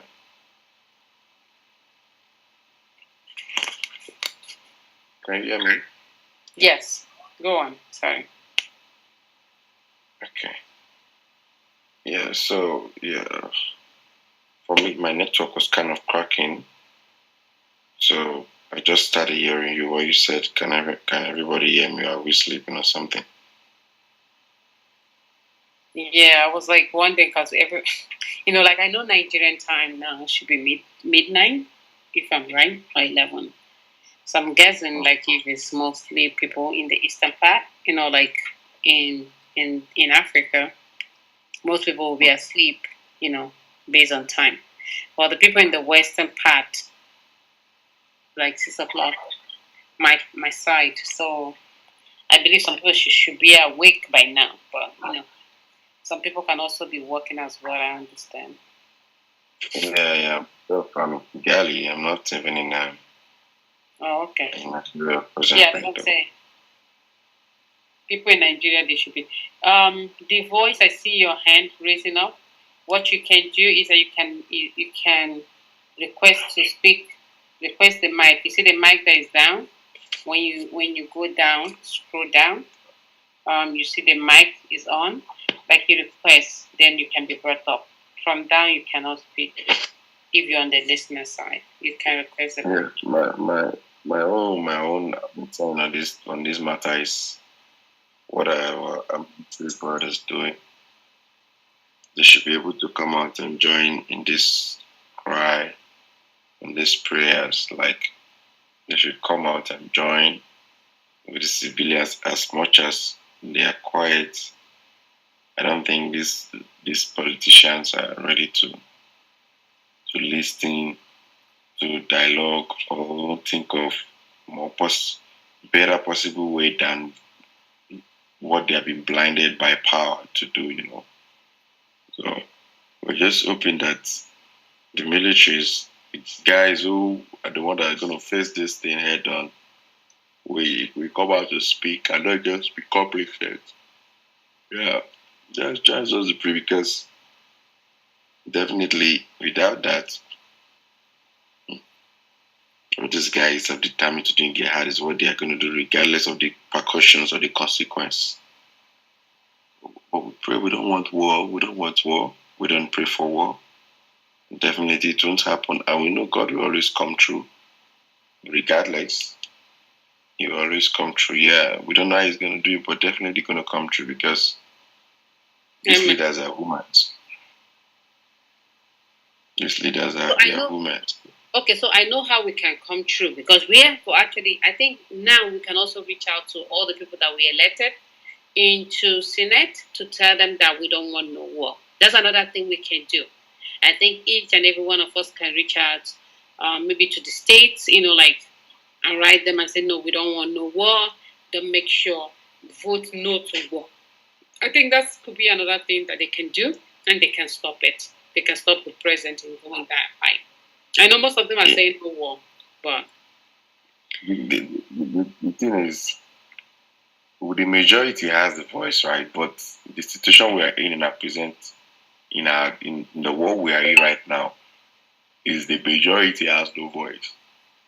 The majority is calling for the council, even the Senate has respond to the presidency that Nigeria is not ready for that game is playing and thereabout, and it's like trying to bring up a civil war even in the country because there's gonna be a tribe that will feel like, oh, the decision of the president is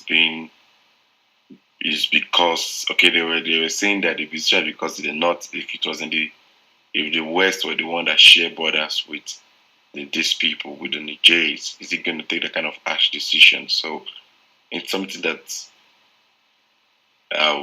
everybody have been saying, both in the news, we've been saying it, we've been crying it out and telling this man that, hey, whatever they are doing, I know they are just, I don't know what they are trying to do. Are they trying to threaten the Nigerians military to surrender, or they are trying to scare them? I don't know what they are trying to do though, because to me, I didn't see any diplomacy in everything they are doing. Yeah, we the citizens, we've breathed, we've cried and said no, we don't want, and then we just oh God, please save us from future disaster. Because I don't see how you want to go confront a country where the citizens are in support of whatever actions you feel you are defending. Why? You just like you're taking an horse to the river. You can't force the horse to drink. You can't. You can't force the horse to drink. We just hope that there's going to be something. We just hope that something is going to come up that is going to be better, that will prevent them from going into war with the Nigerians. We just hope. We just hope.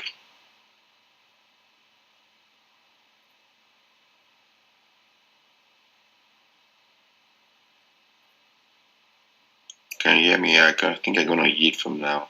All right, thank you, Grace. Yes, we're just gonna keep talking, not because sometimes this our president, they need a push. This stolen mandate man, he needs fire. Like we have to be talking about it. We have to keep making noise about it. That's the only way he can listen. Other than that, no. Okay, so let's take a cue. I have the voice. After the voice, let me see the name. Oh God, have mercy. David, I think. After the voice, I have David. David, right? So the voice, then David. Thank you.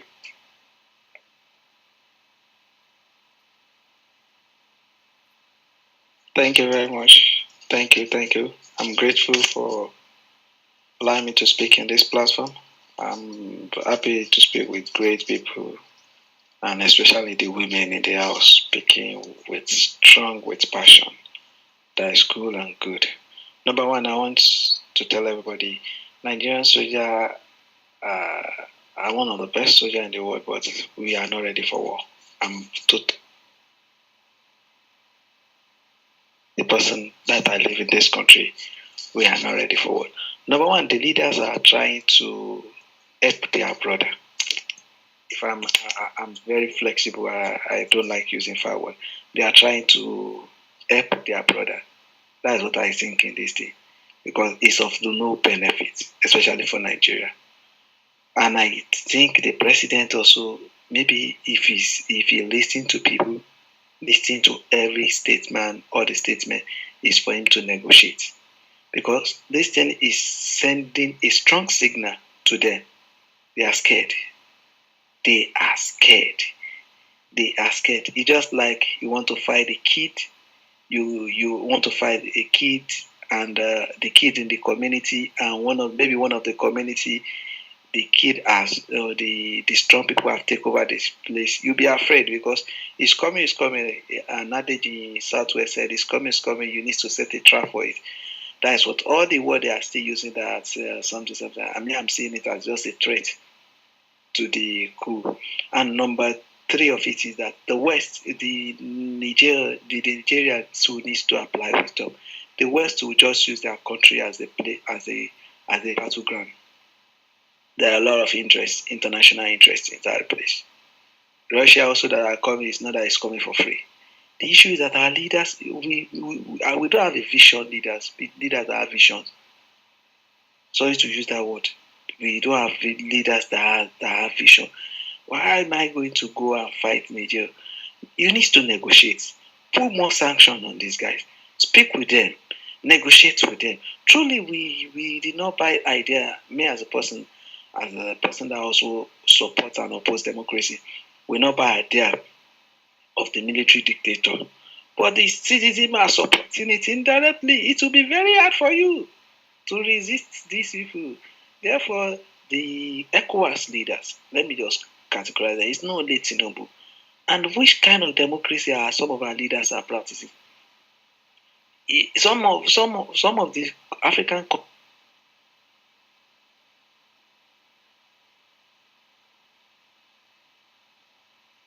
country, they are not even practicing them. Does he have the right to talk? You have been there for years, and you are still talking. What are you talking? Because you are talking for your own sake. 80% of our leaders are talking for their own personal interest. And the northern elites, the elite needs to speak to the president, because number one, it will affect especially the north. And we are going to lose. Both of us will lose. The ECOWAS, I'm not talking only Nigeria alone. The ECOWAS, the Niger, everybody will lose. We will lose our troops. We still have internal battle we have not even finished. The issue is that let our leaders come together, let them negotiate.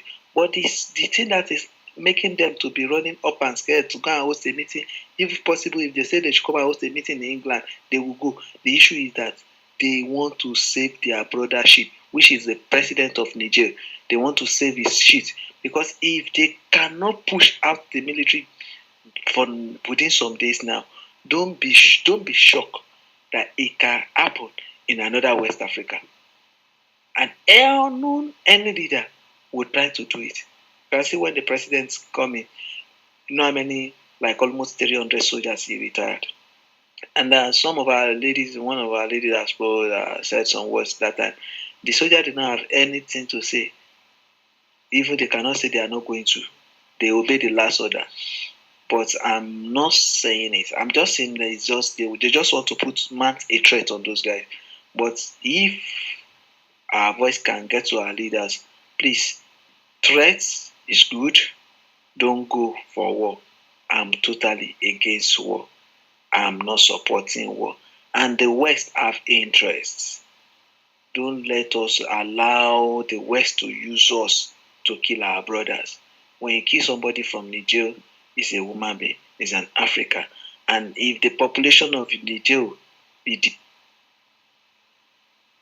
used, the West did not have interest than to come and take part in the whole world, where the West will come and be like our servant. But no, it's the opposite way. The West stay in their country, they control our resources. If they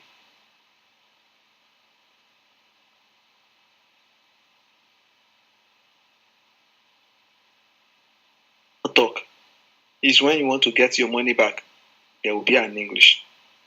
There will be some English. What do? Have they combat Boko Haram? I saw some of the African leaders combat the insecurity or political issue they have. It's just that they are just playing along. They are just playing along. But the guys in Niger, I'm not sure those guys are ready to listen to anybody. But they still have some people they listen to. They listen to former Emir of Kano State when he goes to the place. These are the people he needs to be pushing for negotiation now. Push them for negotiation. More negotiation. More sanction. When you put more sanction, these people can leave. But the issue is that are they ready to leave? Or what the West African leaders are doing, they are afraid. They don't want to lose their seats. Because the same thing can still happen in any of the African countries. Don't be shocked. Tomorrow morning we can hear maybe something like that in Benin Republic if they are not careful. I rest my case for now. Thank you so much. Yeah, that's the truth. Our leaders, they are scared. That's why they are actually supporting them, I believe, and I agree with you on that. Thank you for that submission. So I have David, your hand is up. You have the mic, please. Okay. Good evening. Thank you for giving me the opportunity to speak on your space. Can you hear me, please? Yes, we can. Yes. Okay. Yeah, I would like to begin with the issue of the how everything looks like, because everybody in Nigeria and outside Nigeria, everybody that is a Nigerian, we believe that is a president of Nigeria. I mean, it's looking like is a Nigeria army versus Nigeria army. In my own opinion, I think that is wrong, because if the president of Nigeria right now, if he's not Tinubu, if he's Peter Obi, and the shoulder of Ecowas chairman, the president right now. I said that because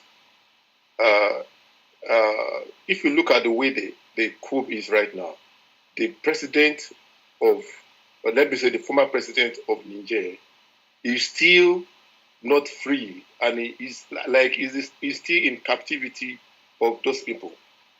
So it will be hard to negotiate that, because if those people, with all people that have left Nigeria to Niger to discuss with them, if they have show interest by releasing the man, if he's going to be out of Niger, if he's still going to be in Niger, if the man can make a public address that, oh, this is the situation in Niger now, his administration has been overthrown, he let go. Just like the way President Jonathan, when all the country was hot, when he calmed things down, it would have been a different situation. But right now, the president is still the people around the world still see that the man is in captivity. He has not made any spreads. They have not seen him, apart from one video that they just see him walking.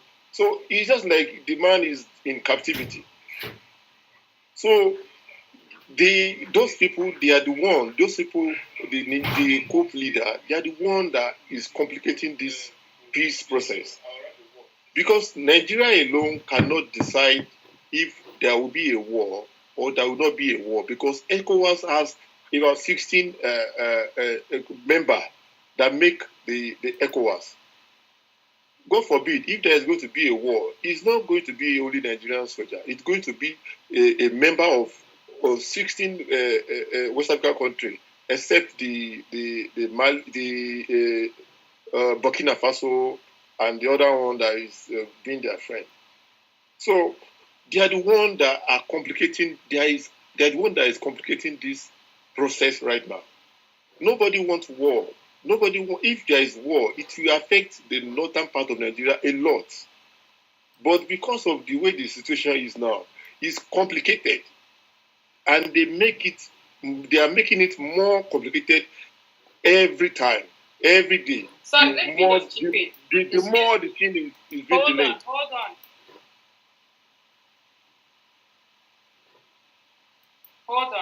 Hold on, please. Okay, so I just wanted to chip in, right? You said, according to you, right, this war is going to be 18 countries, right? No, about 16. Okay, I'm just saying, let's say 20. Do you know who and who is backing these other people up? Do you know the kind of ammunition they have? They're not able to fight. Nigeria is not even able to fight Boko Haram. Now, let's talk about it, okay? This issue, this thing is something that they're supposed to sit down and talk about ways to help them out to resolve the issue. That's what the president is supposed to do. Not just, trying to say, oh, we are going to war, we will not tolerate this. Yes. See, listen, let me tell you something. In America, right? I live here.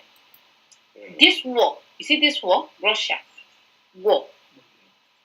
Now, America is not really involved, but Russia see them as a threat to that war, right? Now, when they want to talk, They don't go and say, if this person do this thing, we just kill. We will not take it. No. They will dialogue. That's the first step. Because all I'm saying is that the president started wrongly. Why are they not attacking other countries saying they are the one fighting them? Why is it that they are single-handedly saying Nigeria? So let's stop saying if P2P was there, P2P would first look at how much money would be wasted. That would have been his first point. Okay, we don't please. have money. Wait, hold on. Okay. We don't have money, okay? For you, that's what we're saying. When we talk about when you're ruling, you got to put so many things. How can we dialogue? See, America, like Western world, they dialogue a lot before they even go to war. Okay. Now, military took over. Hold on. It's one person's life. One person's life does not matter more than the 1 million that they're going to waste in that country. Or they will waste in our country, because remember, war is not one-sided. You don't know who's going to die. So now, if there's going to be a war, it's going to be in two different places. Ours, theirs, and other people that get involved. Those lives matters a lot.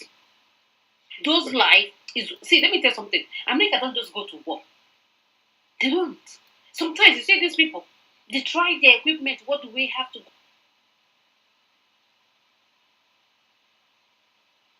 go to war? Who will sponsor you in war? Who will get... Like, we don't even have nothing. We don't even have nothing. Because you don't even know what... If Russia has given them some ammunition, they will use and bomb Nigeria one day. So what I'm saying, like, right now, you don't even know what they have. Right now, you don't even know who will come and join them. Remember, this war may not be the way you're looking at it. It's like those African. See, there's some other African... Okay, not African. In Ireland, right? All these other like Jamaica and everything. Those people are saying they are coming to Nigeria. They are bringing the war now to Nigeria. So what I'm saying is that there's a way he did not handle it properly. Let's call a spade a spade. So I don't want to hear that people have... Hold on. Please. Let me finish, okay? You triggered me because you brought if it would have been the same thing. No, we have common sense, right? Common sense is not common. Like now, if I tell you to put your hands in the fire, you're not going to put it because I told you to put your hands. You can also see what I'm saying. Like every one of us should be able to see. Like if I'm the president, this is what I would say, and this is what I will also convince other people to say. Let's see how we can help these people resolve this issue. I'm not going to say, oh, now we're going to war. Or if you do this, that doesn't work that way. Okay, There's please. going to be lives. Please. Let me just complete my statement, please. See, I just want to take okay, you... so hold on. Hold on. This is not about those space, okay? I don't want to hear like me now. I'm angry that my president is not doing the right thing. I am not happy the way he has been handling the affairs of the state. I am not happy that many people have been murdered. The armies have been murdered. Their family will get nothing at the end of the day. I am not happy that people are dying every day and nothing is done. I'm not happy that people are not feeding and nothing has been done. So I don't want to hear what maybe it's, no. You fight. You keep your house in order before you go outside. All right. Okay, please, let me just complete what I'm saying, please. If we, the matter of negotiation, it is very important. But the thing is, you can...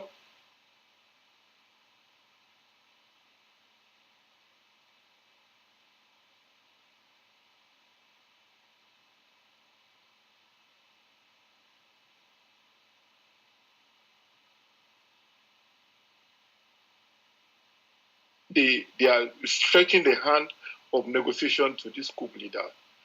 He can save a lot of life when he can, if he can allow peace to reign, and maybe if they want to have a new election, if they want to find any other way that they are trying, they can do it. But when they are trying to make a negotiation with him, then he's refusing. And the president of the country... Good enough. Did America go to war? is in captivity. America have been to war. America went to. No, I said, did they go to war in Russia when they were making the decision? America has been to many wars. That is wrong. No. I asked you a simple question, sir. I asked you a simple question. Did they go to war for this Russia? Because I live in America and they were negotiating. Did they actually declare that they will fight them? That they say, oh, we will do this? Please, sir, just round up. I don't want you to. Sir, please, sir, can you round up? I don't want you to go further into this. Where you're going, I'm not going that way. So we have different opinion. This opinion, we are against the war. We have nothing. I am against the war. I am against the war. But I'm just saying. But I thought you want me to just say what I have to say. No, you don't have to say, sir. If you're misleading people, like, okay, so maybe when you open your space, you can say whatever you want to say. In this place, we want to say something that can help other people, because this is not about only Nigerians. Other people, listen, Nigerians don't want to go to war. Like the way they are saying it, you can, I don't know if you listen, you can play back this. I am saying Nigeria should not go to war, but you can't. What can you do when the people refuse to negotiate? Did they keep the president should be? Are you saying the president of that country should be in captivity forever? Okay, sir, this is not our war. We have a war. So if you want to go to war, let's go to Boko Haram. We are not going to war. No. Boko Haram, we don't want it. There's a war in our land.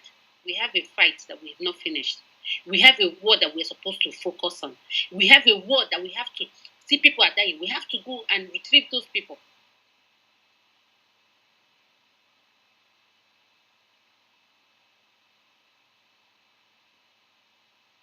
Sir, please, you use your mic at this point. Thank you, because I guided you to be able to say the right thing. Okay, thank you very much, my brother. Sorry.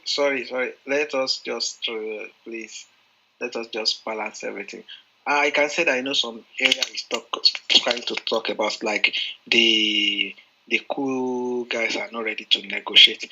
But the issue is that the former emir of Kano went there. Former emir of Kano went there, and he's still talking. Negotiation is not what can just happen one day. You can't just tell the coup. I understand by putting the president in forcing him to resign. It was forced to resign. Yeah, we know that. But what I see that the president is not only the president of Nigeria. When I speak with a diplomatic word, that they are. The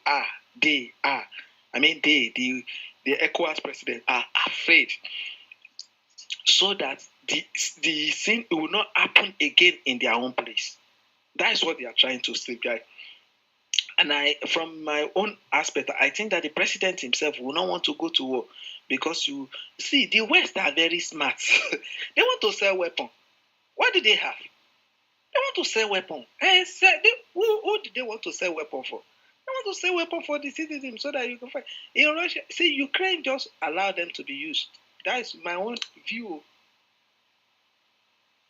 You want to fight your senior brother? No. They want to sell weapons. They are selling weapons in exchange of your resources. If they give Nigeria 20 AK-47, they are ready to collect 2 billion barrels of crude or barrels of gold. Or gold or anything. Are you getting me? The issue is that even the West African leader, the ECOWAS leader, are they ready for war? And if you are ready for war, do you know how, if you said that today you are going to bring out that person within 2 hours, do you know if Russia knew that the war is going to be last almost more than a year now, are they still going to go for it? Is Ukraine going to go for it? No. But the issue is that what the Nigerian guys are saying, we don't want war, which I support. But you can put more sanction. You can negotiate. As Sanusi and one of the emir arrived there,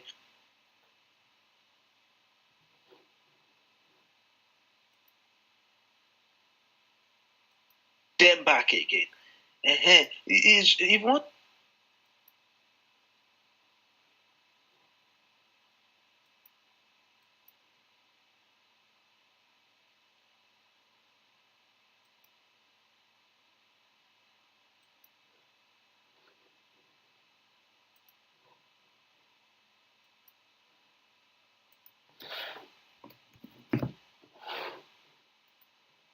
You give him biscuits.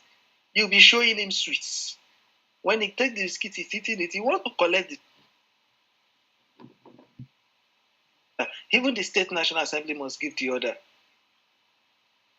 And the process is not tomorrow. It's not within some hours. I'm not a lawyer, but I know that is normal. That is the procedure. If I'm right, I will let me rest my case so that people will talk. Thank you for that. Actually, it has to be passed by the Senate, the majority vote, and then that could be done. So it's okay, but the thing is, even the Senate people are saying no. So I don't think that's a good idea, but I don't think we should make it look like, we are not, we are fighting war, we're going to fight war and all that. That wasn't the right approach, as long as I'm concerned. So I see, I have time. Wait, sorry. Yeah, Sabuhara, time. So you have the mic, please. Yeah, thank you very much. So I will speak briefly on the three issues about ECOWAS planned intervention in Niger. The first thing is that we should all know that ECOWAS was not funded for military purpose. It was funded for economic purpose. So the first time ECOWAS ever intervened was in Liberia. I was in Liberia when the United States government forced Ghana and Nigeria, no, it was the Gambia actually, under Sadauda Jarara to form the first peacekeeping troop, to come to Liberia, and Nigeria took the lead, and it was a disaster. It was a disaster because ECOWAS was not funded for military purpose. President William Aratoba and other people who brought about ECOWAS was to eliminate barriers for trade. So they have no standing army. That was one, and that was a disaster. It was a disaster for the Nigerian military. Nigeria lost almost 4,000 of their men in Liberia. I was there and I know. And followed by the Senegalese. It was a huge loss because, it wasn't prepared. And Bambagila, regretted it.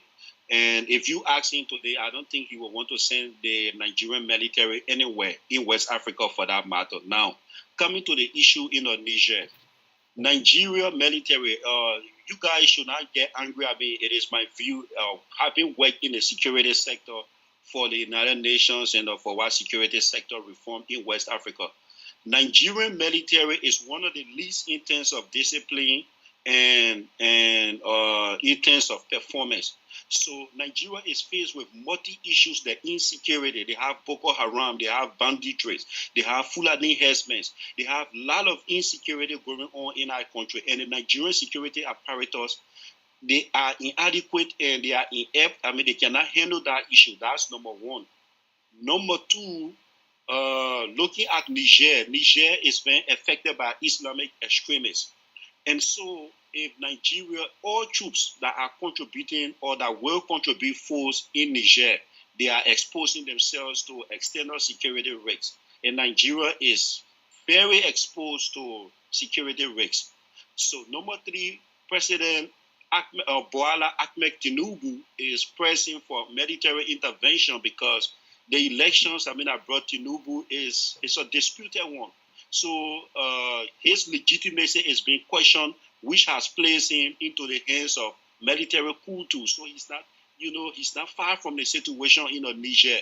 So they are pushing this agenda because they want to prove a point to these people that, hey, it's not about time, for the military to take over. Because if you look at the coup around West Africa, people are blaming Wagner mercenaries and stuff like that. That's not true. I will start from Burkina Faso and from Mali because I was in Mali, I was in Bamako, along with my friend Ahmed Idris. The corruption in the civilian government around West Africa is just too chronic. In Mali, when the insurgents started, the Malian prime minister and their foreign minister, defense minister, all civilian people, they will go to procure bulletproof vests from China. And when the Malian military wear those bulletproof vests, it's all cartoon.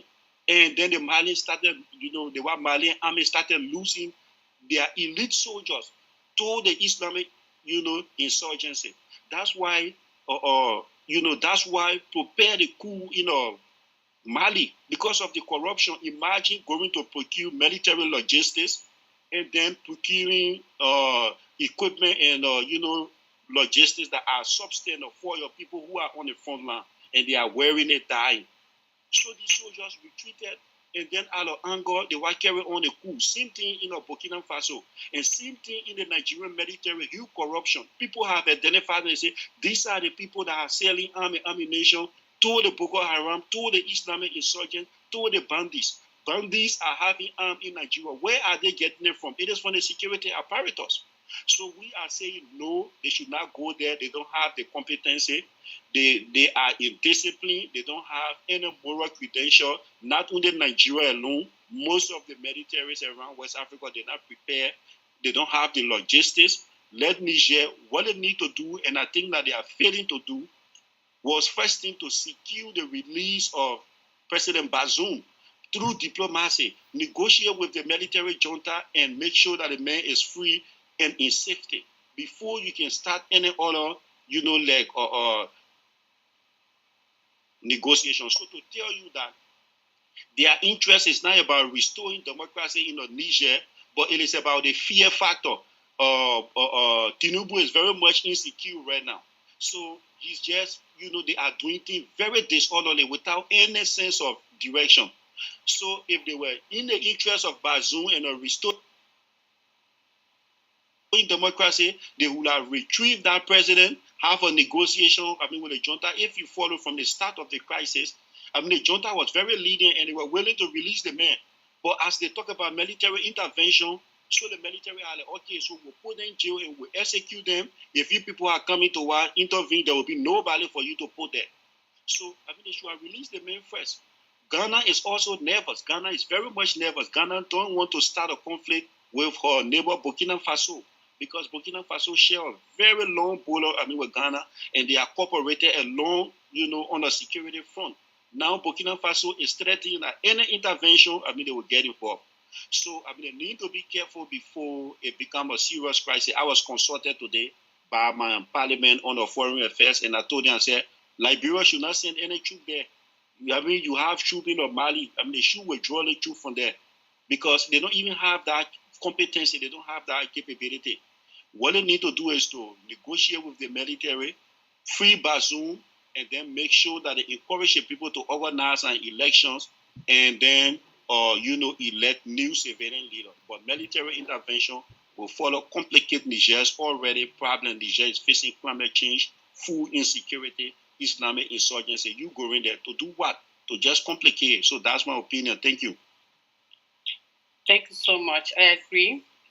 Most of the presidents, like my president, that are supporting this, the reason why they are supporting is because they feel because they didn't come through the front door, they might be next.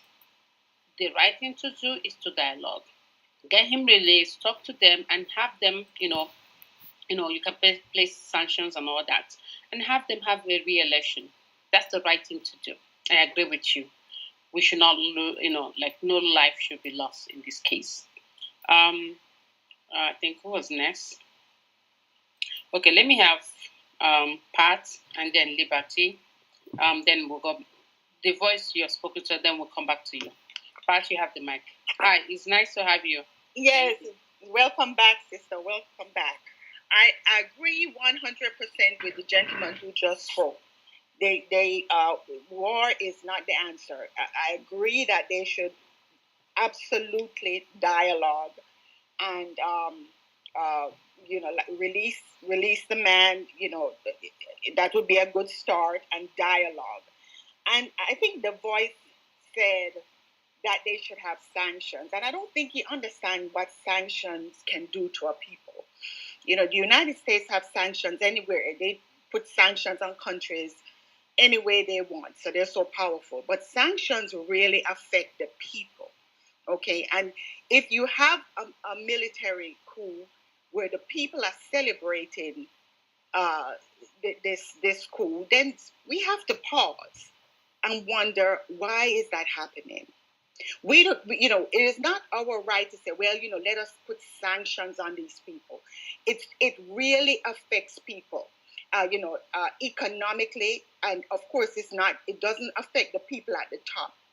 It affects the people on the bottom. They suffer from sanctions. Economically, goods cannot come into the country. Before you know it, things begin to become rationed. So I don't like how the voice said that so carelessly. Okay, there's a military coup. The people are celebrating. Then something is wrong with that picture. They're celebrating. So the leaders must, or the man who was in power could not have been doing such a good job. People are celebrating. Just let that sink in. They're celebrating. And I believe that no country should send their men or women to war if after if they're killed in the war, their families are not compensated monthly. When the soldiers are killed, they should get their children, their wives should be compensated monthly. If the countries cannot do that, you have no business sending your people into war, and then they're killed, and they have children and wives and mothers and fathers who they were taking care of. You see? So I have a big problem with that. At least the United States, if you get killed in war, you're a policeman, you get killed, your family is taken care of. The children are given free education, college. So, it's, of course, it's sad, but at least the families are not suffering economically. Now, these men who were killed, God rest their soul, that is just so sad. Will their children have the chance to continue to prosper without that their family, the dad, or the dad's income? That's something we should think about. We shouldn't be running willy-nilly into war. We shouldn't be doing that, okay? And so I really disagree. I completely disagree with ECOWAS. And if ECOWAS is such a strong body, how come they're not helping Nigeria to deal with the kidnappings? That, to me, with the Boca people, I mean, this is something they should be thinking about. People need to come, go to work, and not be kidnapped. People should be able to come into the country, do business.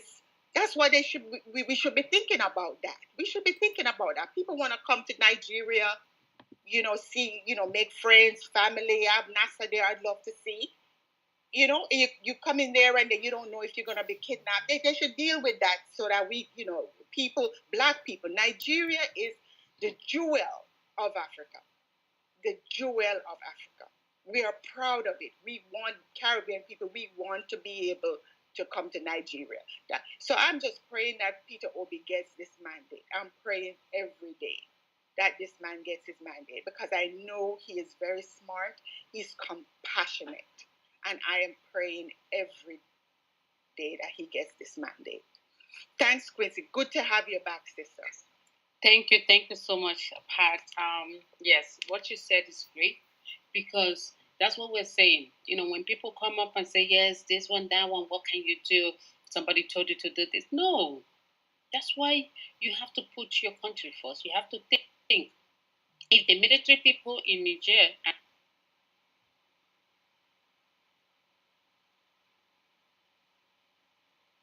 not thinking, you that are president in other countries should be more reasonable than them and be able to negotiate them out. You have to consult people to be able to get legal advice on how to go on certain issues. That's our problem. Somebody wakes up and just says something on the air, and then people think, like, maybe if they negotiated, right? Okay, release this man. That man would have been released. It's the way you handle issues. You can escalate issues that are not supposed to be escalated. You can escalate it. That's what happened. It wasn't managed properly. I would say what the president said. The president, the first day that he was actually like illegally sworn in, he just said something that they believe, oh, you're coming to fight us. Now it goes into, okay, let me hold this person if you're coming to fight us. So I think those are the things that we should know that was wrong. And we Nigerians don't want to fight. 100% of Nigerians don't want to go to war. We want peace. If there's any Niger here listening, none of our Nigerians want to go to war. Most of us are praying for you people to have peace. We want every African countries to be liberated. We want every African country to be able to function. We want every African country to have competent people that are leading them. Because it's a shame. Look at when you go and listen to what they talk about Nigeria. You think it's not shameful? It is. I can't, like, it's so annoying that you can't even bring somebody home. Can't we fix it? We can. We have the oil. We have things that we can use to fix it. We have agriculture. People have to get employed so that they will stop all these things. That's the mindset. How can we move our country forward? Because now people think you can't get anything unless you become or you know somebody. That's how, is it how it is in the Western world? No. We foreigners even get job. Everybody get job as long as you have qualification. That's what they look at. When we will go back to that place that Nigeria were looking at certificate, qualification, are you capable? So that's also the fight and what we need to get our mindset to. At this point, we are not. And at this point, we cannot cover it. Forget who you want to be the president. Say the truth, because you think it's not going to hurt you. You may enjoy it now, but in the future, your children will cry. That's the thing. You might think you're in power. You don't know power is going to change hands. And then your children will not be able to get anywhere. And those money will be gone because one day if you're sick, you squander everything you have earned because you use it for your medical. You think God doesn't pay people back? So let's try to think about positively. How can we change our Nigerian culture? We have all this oil. Look at Dubai. Come on. I know Nigeria actually helped them. Where are they now? What are they doing? We have so many things we can do and make money. But everything has closed. I don't know. All right. Let me know. Let me hear this mic, cause just. All right. So we go back to I think Liberty, right? Liberty. Yes. Okay, please. You have the mic. Thank you. Good evening. Yeah, my Twitter name is Liberty Champion. Sub-Sahara Times. I think you're a journalist or something, but I really loved your submission. It was based on a lot of facts, evidence, and full of content and substance, and I learned a couple of things. I actually, good evening to everybody, Quincy and Steve. Steve probably is sleeping or doing something. Hello, Steve, if you can hear me. Greetings from me. I hope you can hear me clearly. Yes, I can. And I believe everyone can. Thank you. Yes, okay, good. I came and I was listening to a submission of Afolabi, then I heard the submission of The Voice. And though I didn't catch most of what Afolabi was saying, I think fundamentally, if we as Nigerians were here trying to, I don't know how to put it now, justify the actions of the, well, in my opinion, INEC select president as being the right actions. I think let's even take it for crying out loud that its own coming into where he had no issues. He was elected via a free and fair election. Do we believe that the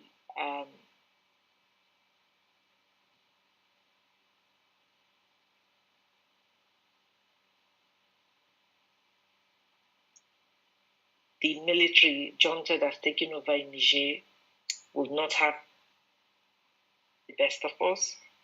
He's currently suffering or fighting for his political life through the courts, and already is the most unpopular president Nigeria could ever have.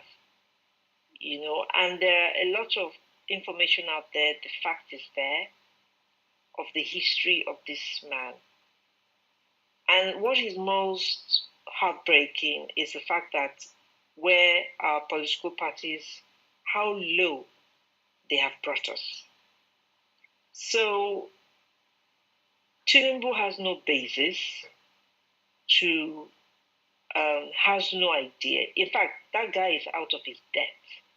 His depth in terms of leadership, diplomacy, and what it takes to be a president of a country. Now, one man does not rule a nation. The team around him, the quality of the decisions he's been making, the pronouncement he's been making, the actions he's been taking, the optics, doesn't even give any confidence whatsoever. You know, so I and many millions of Nigerians, home and abroad, do not support any war, do not support any declaration of war, do not support any idea of war championed by anybody in our name, number one. So this man, we all know, and even Afolabi and Deba, I don't know whether you're based in Nigeria or whether you're abroad. You know, I think for me, Nigerians, no matter where your political divide may be, whether you're obedient, whether you are Labour, whether you are PDP, even among APC members, it is quite clear the big palaver Nigeria is right now.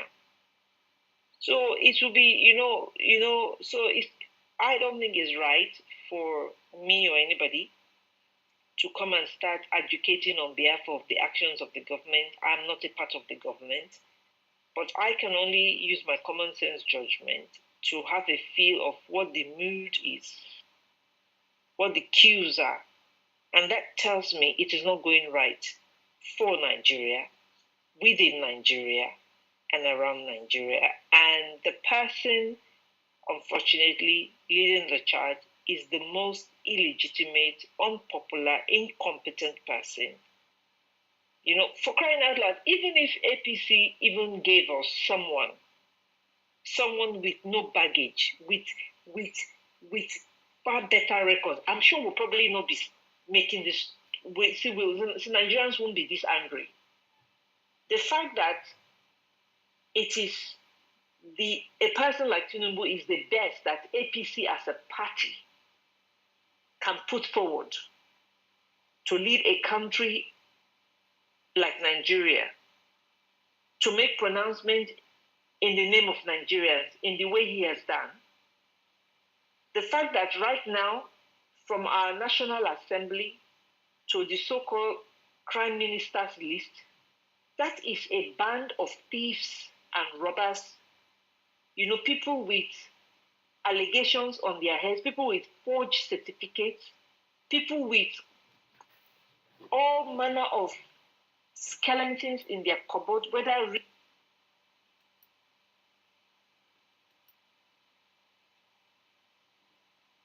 real or alleged. You know, Nigeria is a disgrace. At least when the militaries were there, we had people who were well-read, who were enlightened, who were educated, who had, you know, what have you. So the voice, I can see you thumping that. It doesn't mean that I'm advocating for military rule. No, that's not what I'm advocating for. If anything, I'm guessing I'm probably far older than you. I have lived through military rule, so I know what it's like in Nigeria. So I guess the appeal I'm making to Nigerians is, if we as Nigerians don't stand up together and speak truth to power, let me tell you, the Senate did not give permission. Now, under the guise of Ecowas have a standby force, Ecowas have no standby force. Ecowas is not a military alliance. We have no standby force. So all that one na media, what do they call them? Spinning to save Tinubu some face because of he's gone to open his mouth before the brain could think properly. ECOWAS has no standby force, and I'm sure you guys are aware the helicopter that was gunned down by bandits, by terrorists in in Niger State, those were our military men, 26 of them, or was it 36 of them, butchered. Their families will never be compensated. The wives and children of those men, nobody will care for them. They will be abandoned by the state. We see it day in, day out. So Tinubu does not speak for me, does not speak for my family, does not represent what I hold true and dear as a Nigerian. In fact, Tinubu is the worst of who, in fact, I hold my head in shame right now as a Nigerian that in my country, what APC can give us is Tinubu. Of all the notable, bright, intelligent, people with far less baggages that they could have presented to Nigerians as credible people, somebody with a criminal background, somebody with a forged certificate, somebody that nobody knows whether he's a Nigerian or not. So nobody knows where he went to primary school, where he went to secondary school, where he even the God, how can that be? Somebody that clearly did not constitutionally meet the requirement to be declared the winner of an election. In fact, this last election in Nigeria, none of the candidates constitutionally met the requirement to be declared a winner. But INEC, Mahmoud, wherever that man is, I'm sure in time he will be prosecuted, he will be charged, and he will serve the due jail term he needs to.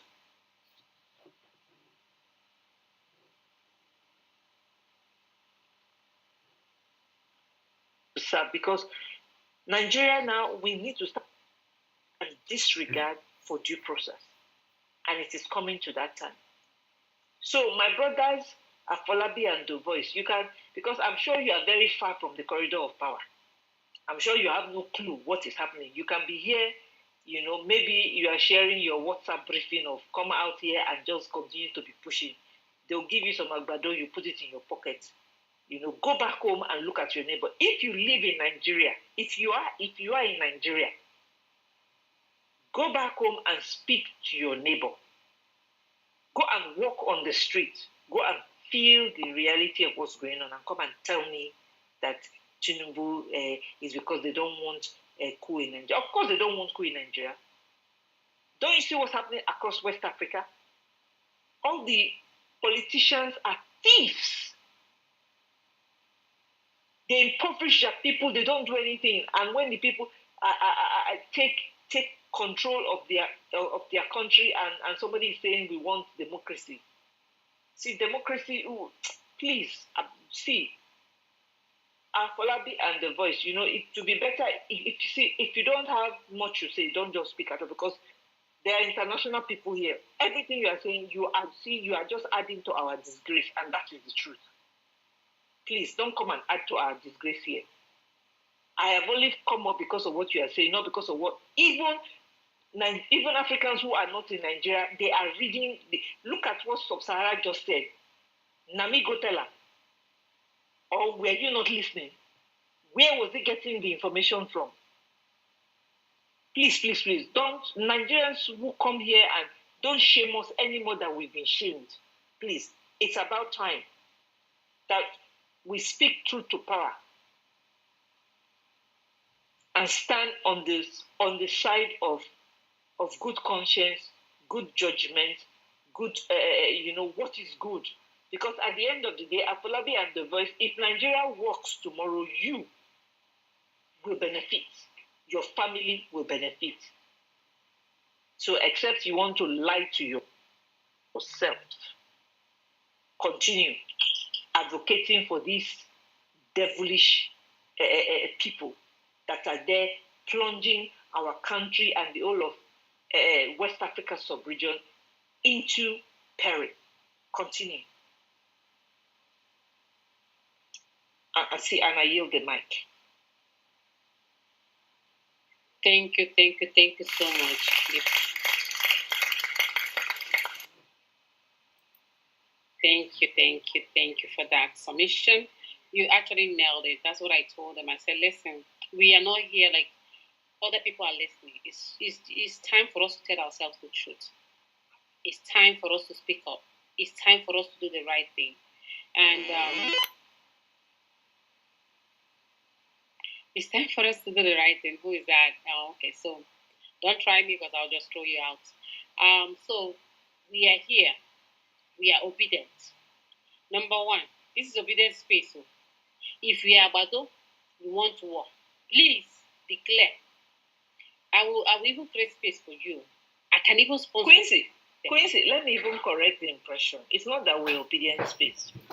We are well-meaning Nigerians who want the rule of law. So if we begin to do obedient, we are going to make it sound as if it's a to be what have you. Because at the end of the day, it's not about who is in power. It's about the credibility of our country, the rule of law. So we are well-meaning Nigerians. This is not about obedience. So any Nigerian that sees what is going on and can come and want to rationalize it and defend it and come up. Because right now, Afolabi and Co, there.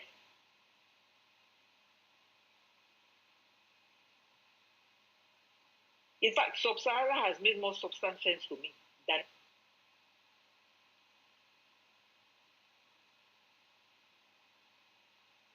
I agree. Because as I told them, we are trying, like, I'm not going to be here. I don't care who you are, but put somebody that you can be proud to say, this person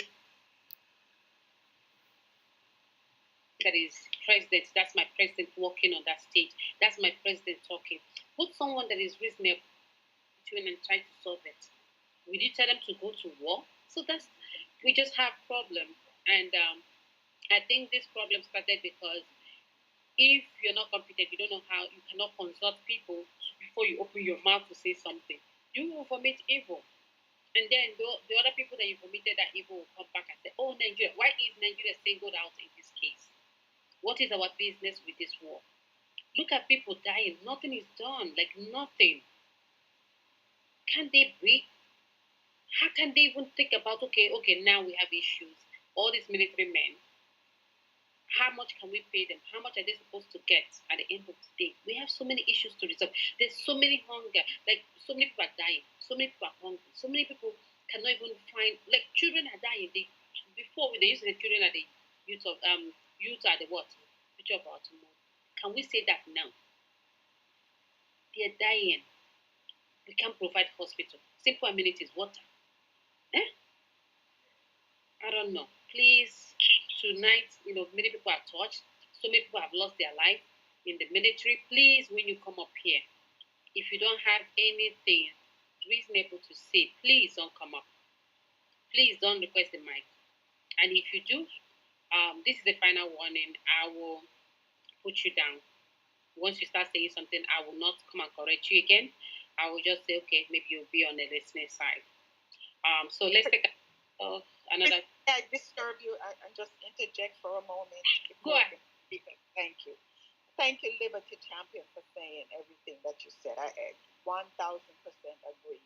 And I just wanted to add, someone may be on the space saying, why is she involved if she's not even Nigerian? Well, it affects me indirectly. My husband was Ghanaian, but not only that, my daughter is Ghanaian. We have family in Ghana. My husband died, but we have family in Ghana. My daughter's entire name is Ghanaian. She does not have an English name in her name. So when they see her, she's African. They don't care where she's from, she's African. So it affects me if, this entire situation. Yes, because I'm African. I am African. And my daughter is African. She's Ghanaian. So, I just want everybody to know that, I feel like I'm affected because at some time, my daughter is going to go to Ghana. She should be able to go to Nigeria too. Who knows? She may want to go to Nigeria. She may marry a Nigerian. Who knows? You see, so I am also in this for her future because she was born in America. But her people are from Ghana and Jamaica. And everything about her is Ghanaian. So I think she more identifies with Ghana than Jamaica. So, I just wanted to say that I have some skin in the game. Some skin in the game. I want to see Nigeria prosper. Absolutely. Liberty, I'm going to follow you, okay? Follow me back. Thank you, Liberty Champion. Thank you. Liberty, can you hear her? Yeah. I've already followed you, Pat. Okay, good. So, yes. So, please, everyone, we want to, say, Pat, I just wanted to make this too. We Africans, right? We are one. I mean, I reside here as well. There is no difference between a Nigerian and a Ghanaian. There's no difference between a Nigerian and someone from, from your country. We are one. Jamaica. I'm just saying, like all the, I'm just all the Caribbean. Yes. All the Caribbean. Like, I was in St. Lucia this year. Yes. There's no difference. Like I found some cultures that they do is part of the things that I do, and I found out like certain things that they were doing. I'm like, oh my god, this is more like Nigeria. And like so many things that I saw, I'm like, oh my god, it reminds me about being in Nigeria. So there's no difference. We are one. It's just that we are all blacks in different parts of the world, and when we come together, just like in the Western world, we don't separate ourselves. We say we are brothers, we are sisters, we are black, and then the black team up when something happens in the office. So that's 100%. You are part of Nigeria, you're part of Ghana. You can belong to any part in the world you want to belong. Like me, I tell them I'm American. It doesn't matter. They say why? I say, oh, this is the promised land. So you can be anywhere. So nobody can question you or ask why would you try to say something. So feel free anytime to say whatever you want to say. You're part of us. Thank you, and we appreciate you too. So I would like us to take another cue. Please, everyone, you see some people are angry. They in fact they blood the vest. If you can't say something, we know they good in this space, eh? Mm-hmm. If you can't say something, say you they support, waiting nonsense.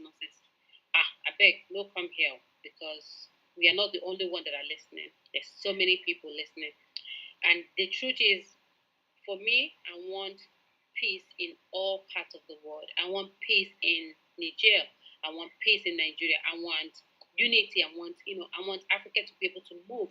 I want to be able to say, yes, I'm from Nigeria. I want to be able to take people back to Nigeria. I can't do that. When people tell me, can I go to Nigeria? I say, no, I don't know.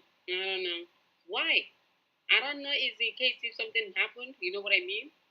I don't want to be able to be hold accountable. So these are something that affect each and every one of us. Don't you know that when people travel, that's how some countries make money? They don't have nothing. Tourism is how they make money. They don't steal, they don't kill those people, they don't kidnap them. There's so many problems we have. And we should focus on our problem to make sure that we rebuild this Nigeria. So every youth that is in here should be angry the way our country is running. How much is the dollar to naira? There's so many things that we have to consider. There's so many things bothering us. There's so many problems that need to be solved. So please, and I believe too that Niger have their problem, and I'm praying that they will resolve everything amicably, and I pray that they will be able to go back and have a good democracy. You know what I mean? At the end of the day, not the one that is imposed, not the one that is rigged, the one that the people will select who they want. See, listen, if this election was conducted in Nigeria, for instance, and people voted, and whoever won, I would be in support of it. That's the game. But now, when people think because you have money, because you know this person, because you know whatever, you are the ex-president, and you lie to the people. Hey, in fact, everything is gonna be electronic. Like you lied, and you know you were lying because I never believed him. Buhari. He came and deceived everyone, and they rigged this election in the middle of the night. And now they cannot even prove how the results came about. And then they violated everything, they won 25%, everything. So are we not consigned? We might be eating, like You might think, oh, now I'm eating. What about your children, children, whatever, generation to come? All these places that we go to, people fought for it. People made it better. It wasn't better at the beginning. People, the youth like us, not only the youth, the mothers, the fathers, everybody, one day they realize, yes, we can make this thing better. And every year they just kept it on. But what are we doing? I want Africa as a whole to be able to prosper. I want them to be able to manage themselves. I want them to be able to say, yeah, now we are better, both economically and everything. And their citizens are not hungry. We should not be begging for food. So please, let's have another queue. Please, if you don't have anything in mind to say, please don't request. You can just drop down, please. Okay, so I have, let me see this name. I have AEJ. AEJ, you will go. I'm trying to go by the people that have not gone before. Then we'll go back and do it again. I have Sekoyeni. Sekoyeni will go second. And then I have, I don't know who was first before. I have David. And then after David, I have The Voice. So let's go in that order. Thank you. Yeah, thank you for giving me the chance to say something. Because I won't say much. But the area I want to really contribute is where I really want to ask this guy the cost of Sahara time. Because there's something he said that draw my attention. And before that, is it there? Sahara. Sahara. So the thing that I want to see is that he was talking about this Nigerian situation, about the Boko Haram and all those. For me, I am against the war. Why I would say I'm against the war? You know, one of the things about most of we Nigerians who are living overseas, you don't know what is happening in Africa. I was living in overseas in the East. When I came back to Africa. Sub-Sahara. AJ, don't make a comment like Nigerians living overseas. Don't just make a submission because you don't know my background. I say, listen. Don't. I'm just giving you feedback, not because of anything. Because this is let me tell you one thing. Let me tell you one thing. Sub-Sahara, whatever you want to say, do not start it with Nigerians living. Don't say that because Nigerians who are living abroad, you don't know.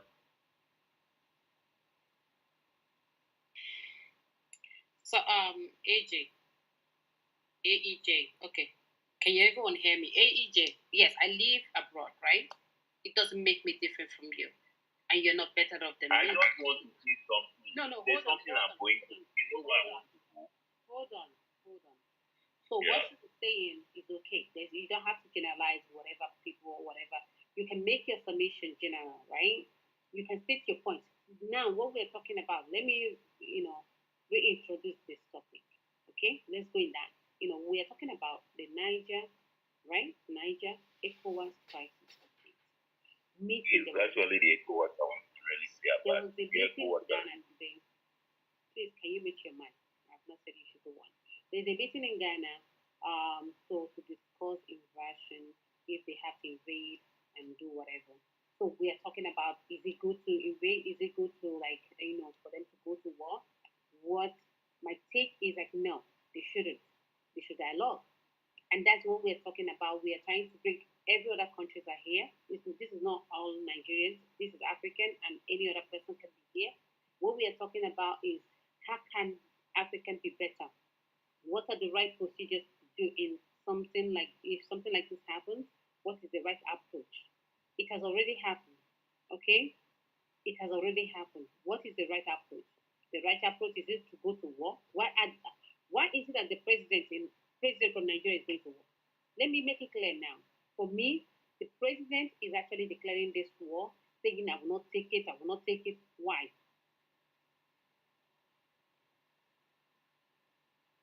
His son will not go to war. Number one, his daughter will not go to war. His grandchild will not go to war, but other kids will go to war. Yes, that's what I said. Number two, the the reason why he's saying it because he's scared. He's scared that because of the way that he entered through the back door, that the same thing might happen to him. That's the fact, and that's the truth. It's bitter, but that's the fact. If actually, like I won the election, the people support me, I'm doing the right thing, my country is prospering, everybody is prospering, everybody is happy with me, and then there, how dare somebody say they will do something to me? The masses will be on the street. That's the issue. This was just so there's no point for us to be here and be, trying to paint black and white. Enough is enough. Here we are here to say the truth. We are here to say if I'm the president, I'm doing something bad, and you're my friend and you cannot tell me this is wrong, then you're not a good friend. Irrespective of what you get from me. I had a friend,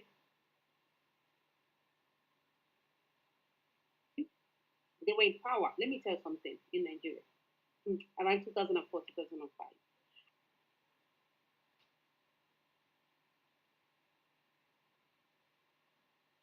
Table. I believe like I owe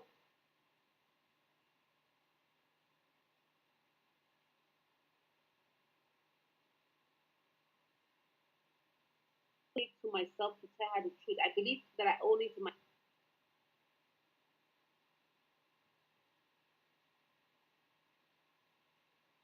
I don't know if you log into places, right? Companies, they tell you, can you give us a feedback? Why do they request that feedback? So that they can improve. So the issue is that we give people credit when they don't deserve credit. That's our problem. And that's why we have remained where we are. So we need to move ahead. It's not about you if you're eating. If you think you have the money, if you think you're rich through the government, if you think it's favoring you, let's think about those less privileged that is not favoring. That's how I want us to see it. This country is not for one person. It's for all of us. If if 10 people are rich and 99 are poor, or 90 are poor, or 98 are poor, and 2 people are rich, then the rest are poor. What are we doing? It's not about your tribe. It's not about who you voted. It's about how can we move this country forward? What is going on? People put their experts into places so that they can drive their country, they can move their country forward. So everybody can eat. That's my problem. People are dying of hunger. Please, if you want to make your, I will just leave you again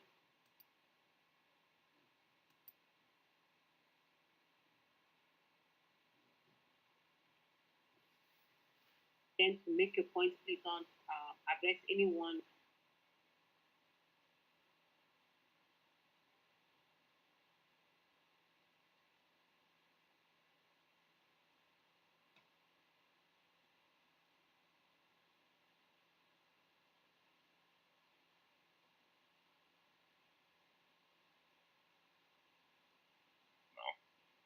And it was my first time.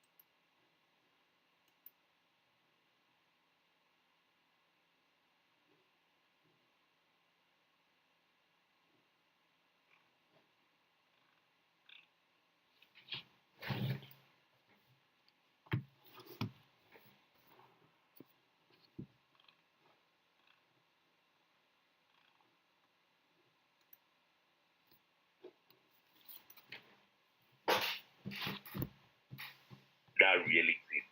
The way first, they will say, once you are in Nigeria, once I send out my Nigerian passport, once I do, then they just put me among the Nigerians separately and they treat me different.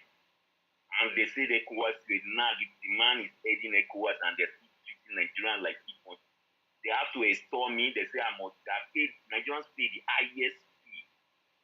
So if not, this is corruption. They will tell you can cross on this. And you are holding a passport where you see they're supposed to stamp you as an Ecowas. You have to, the movement for free movement and everything before you go. But these people don't want to hear that something. And you have to pay that money before you move. I fought with them once at the point in Mali and Senegal. They detained me for almost a few hours and they said the boss should go and leave me. Before they came here and they said, okay, what do I have? I said, I have 10,000 papers before they can allow me. So if you say Ecowas, for me, I feel Ecowas is a scam because right now the place I'm residing now, the country I'm residing, they are collecting the money. They don't want to even hear whether Ecowas, they say you have to pay for that permit, which I have to offer to almost close to how many thousands. Area. And if I bring my family, I have to pay for my family. So for me, I don't want Nigerians to go to that war. Nigerians should leave these people to deal with their own matter. We have our own internal something we have to look onto. The thing where the African country are taking us, when it comes to situation like they will say we have Nigeria is a big brother. What's the way the people are treating us as a Nigerian in their country? They don't respect us. Even the way we give their aid and everything, they don't even respect us at all. I know the country where I'm staying now, I will tell you, our soldiers are there marching for the president. But the president is treating us and paying heavily for residents. And nobody is talking. I was even trying to write to the Ecowas, this thing, let me complain this thing to them. Even scan my permit, see what we are going through. But at the time, I just like say, let me just move on and let me just ignore the thing so that because of the love of my sister, I don't want any that will have to stop because I have a business here. So if I thought you say the African should live as one, when you travel in the ground, then you will know what it is. And this is my first time of traveling in the ground because I've never traveled to any African. So all the time I travel to base. All those I need even when I saw Africa, I was the African. Even the whites don't even speak the way. People there, you will tell you, say, oh, there are many things they will use on you. But for Nigerians, they treat Nigerians badly. I will tell you, I have never seen how I treat a foreigner in Nigeria bad. Even a black man, I can't even treat him bad at all. I even look at my fellow Nigerian once they see me. Even my former teacher was in Ghana, Wakopon. Then he once taught me for business study. And we are living in those days friendly and quietly. But when I start traveling these African countries, I start seeing things that I was surprised. Are these people black? When they hear you're Nigerian, the way they will try to start giving you some kind of attitude, and they start putting you on kind of you go back to your country. Oh, this one. And Nigeria is a very great country. I always made them to know, I think it's a very great country. It's something we come to look for money or maybe we have it. What am I doing here? Because I know one day when they come to Nigeria, we won't be there like that. So these are one of the things. When you say with your African live as one, and there are certain things you need to come to the Ghana and see. You will know that Africans, the way we live there, I don't know how we describe it. The racism there is even much more than the white. I'm telling you, there are situations where we find ourselves there. I don't know how sometimes we just have to live quietly. When this war came out, I just believed that this war should just, the Niger should just take care of themselves. Whatever the Americans or the ones they are putting there. Just like what I want to ask Sosara is that I want to ask him about why Mali and Burkina Faso Guinea took place. Why the Ecowas didn't intervene? Why Niger? Why did he think intervene? Yeah, that is the question I'm asking. Because I'm right there, across that place in those periods. Why did he intervene? I even meet the military guys in the ground that time when I was traveling there. But we passed them freely. So why did he intervene with those people? Why Niger? The question, why Niger? Okay, that's the so thing I want to ask. It's my turn, man. A very good evening to your people. So maybe I could just answer the question quickly if you permit me, or all right, go ahead and answer, and then I'll jump in. So the reason ECOWAS convened a conference on the issue of Mali and Burkina Faso, but the reason why ECOWAS did not go far, like I said, ECOWAS is not a military alliance. Niger issue is because of Nigeria's president is very, very nervous. That's number one. Number two, France is now pressuring West African leaders. You just talk about how Nigerians are treated in a Francophone country. These are some of the things that are leading to the coup d'etat because the people are still stuck into the colonial. Some of these laws that they are implementing are colonial laws, indirectly being dictated to them by France. So what they're speaking about military intervention is not Nigeria speaking, it's not ECOWAS speaking, it is France plus the nervousness of the illegitimate leadership in some West African countries, particularly Nigeria. So they are very much nervous that if nothing is done militarily, they could be the next. But if they have a legitimate government that is backed by the people, think about it, there's a coup in Niger, and the people are celebrating. If the people did not like that coup, they would not have getting on the street to celebrate like that. So Nigerian leadership is nervous because they know that, they don't have the popular backing of the Nigerian people. And France is also having an interest there. So that's the two reasons why. All right, thanks so much. Very good evening to the listeners. First of all, I would also like to add to what Sub-Saharan just said. ECOWAS did not interfere in the coup in Burkina and Mali because at the time, Ghana's president was the chairman. And Western countries didn't have any baggage. So they couldn't force him to attack Mali or Burkina or even Guinea. This is the first coup that had happened since Tinubu took office and since he became the chairman. And what did he say at first? I'm going to war. What is he gaining from going to that war? What do we stand to gain as Africans? For Nigeria, and I'm disappointed in Afolabi and the other Nigerian guys who said they support sanctioning. What are you getting from the sanction? Now remember, Nigeria cutting the electricity off from Niger. Remember, Niger will decide to dam that Niger river.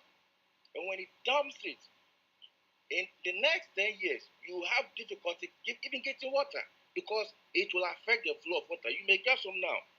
But considering the rate at which Nigeria's population is growing, it will become a problem for Nigeria in the future when they decide, okay, so we have an issue in our land, and the person who we are giving free flow to for them to generate electricity to give us some has decided to punish us. Good, we will dam it. And yes, they are thinking of damming it. They'll construct Russian firms and ask them to dam it. So you supporting any sanction or any action whatsoever makes no sense. But it will benefit you. You get nothing from it. You get nothing from it. Now let's talk about the war. What are Africans getting from this war? And why Niger? Now, if we can have an insight into the future, there is uranium in Niger. It's the only West African country that has, in fact, it has the highest grade of uranium on the whole continent, by far. What happens if Africans, especially West Africans, become smart enough to build our own nuclear plants? We can resource those uranium and use it. So you supporting any action whatsoever leads to your downfall. You are not supporting anything that will gain you gain nothing from it. Why is France so keen on ECOWAS attacking? Why? Because they know once Africans are able to control that area, we can leave them to our case. We are not wise enough now to build our own nuclear plants and stuff. We can safeguard those resources for future generations. But guess what? The black man is so short-sighted, he can't even think about the future. The first thing he wants to do is attack his neighbor because he disagrees with an approach to power, how power was grabbed. I back the Nigerians. Now, let's not be afraid. If we, the citizens, have spoken enough, and the leaders have refused. Let them send our young men to the war. When they go to the war, they will become battle tough. They will become tough in the battle. They will have no fear. They will come back and, like Malcolm X said, when U.S. forces went to the war in Vietnam and came back and were committing all sorts of atrocities, the hens or the chickens will come home and they will roost. They will become battle hardened. They will come back home, and then they will also usher in coups, because you are sending men, especially Anglophone countries who have never been to war. The reason why Francophone countries are having this many wars is because most of these Francophone military soldiers were taken to Afghanistan to fight. So they have no fear of battle. They are ready. They've seen blood on the ground already, so they are ready to take any action. That's why they are like, we are not backing down, because they've seen the West in Afghanistan and Iraq. They were trained by French take their colonial soldiers to war. Anglophone is not. So they took most of these Francophone soldiers to war. They trained them. They tasted blood. They have no fear. And when they came back and roosted, and they partook in all this kind of foods. Anglophone country soldiers, they don't normally go to school. They are fine boys and chopping all the girls in West Africa. Now, they will have a chance to go to the battlefield, first battle, become battle hardened. And when they come home, they'll roost. So if Tinubu thinks he's taking young men to a war, they will come home very soon, because this will, they won't even come home, because this war will be prolonged. It will be a proxy war. Russia will support Niger and the Francophone countries that are ready, and the Western countries will support Ecowas. It will be a prolonged war. And when I don't even think they'll finish, but when they finish and come back home, remember there will be coups everywhere. This is not the end of the coup, to be honest with you, because African politicians are not doing, they are not, they are just, they'll lie, come in power, lie, do nothing, all money for themselves. Recently, a Ghanaian minister was caught, so much money in her room. Don't worry. Let them go to the war. The citizens have said it now, but they still want to go. Let them go. They'll come home and they will roost. I land my plane. Thanks, y'all.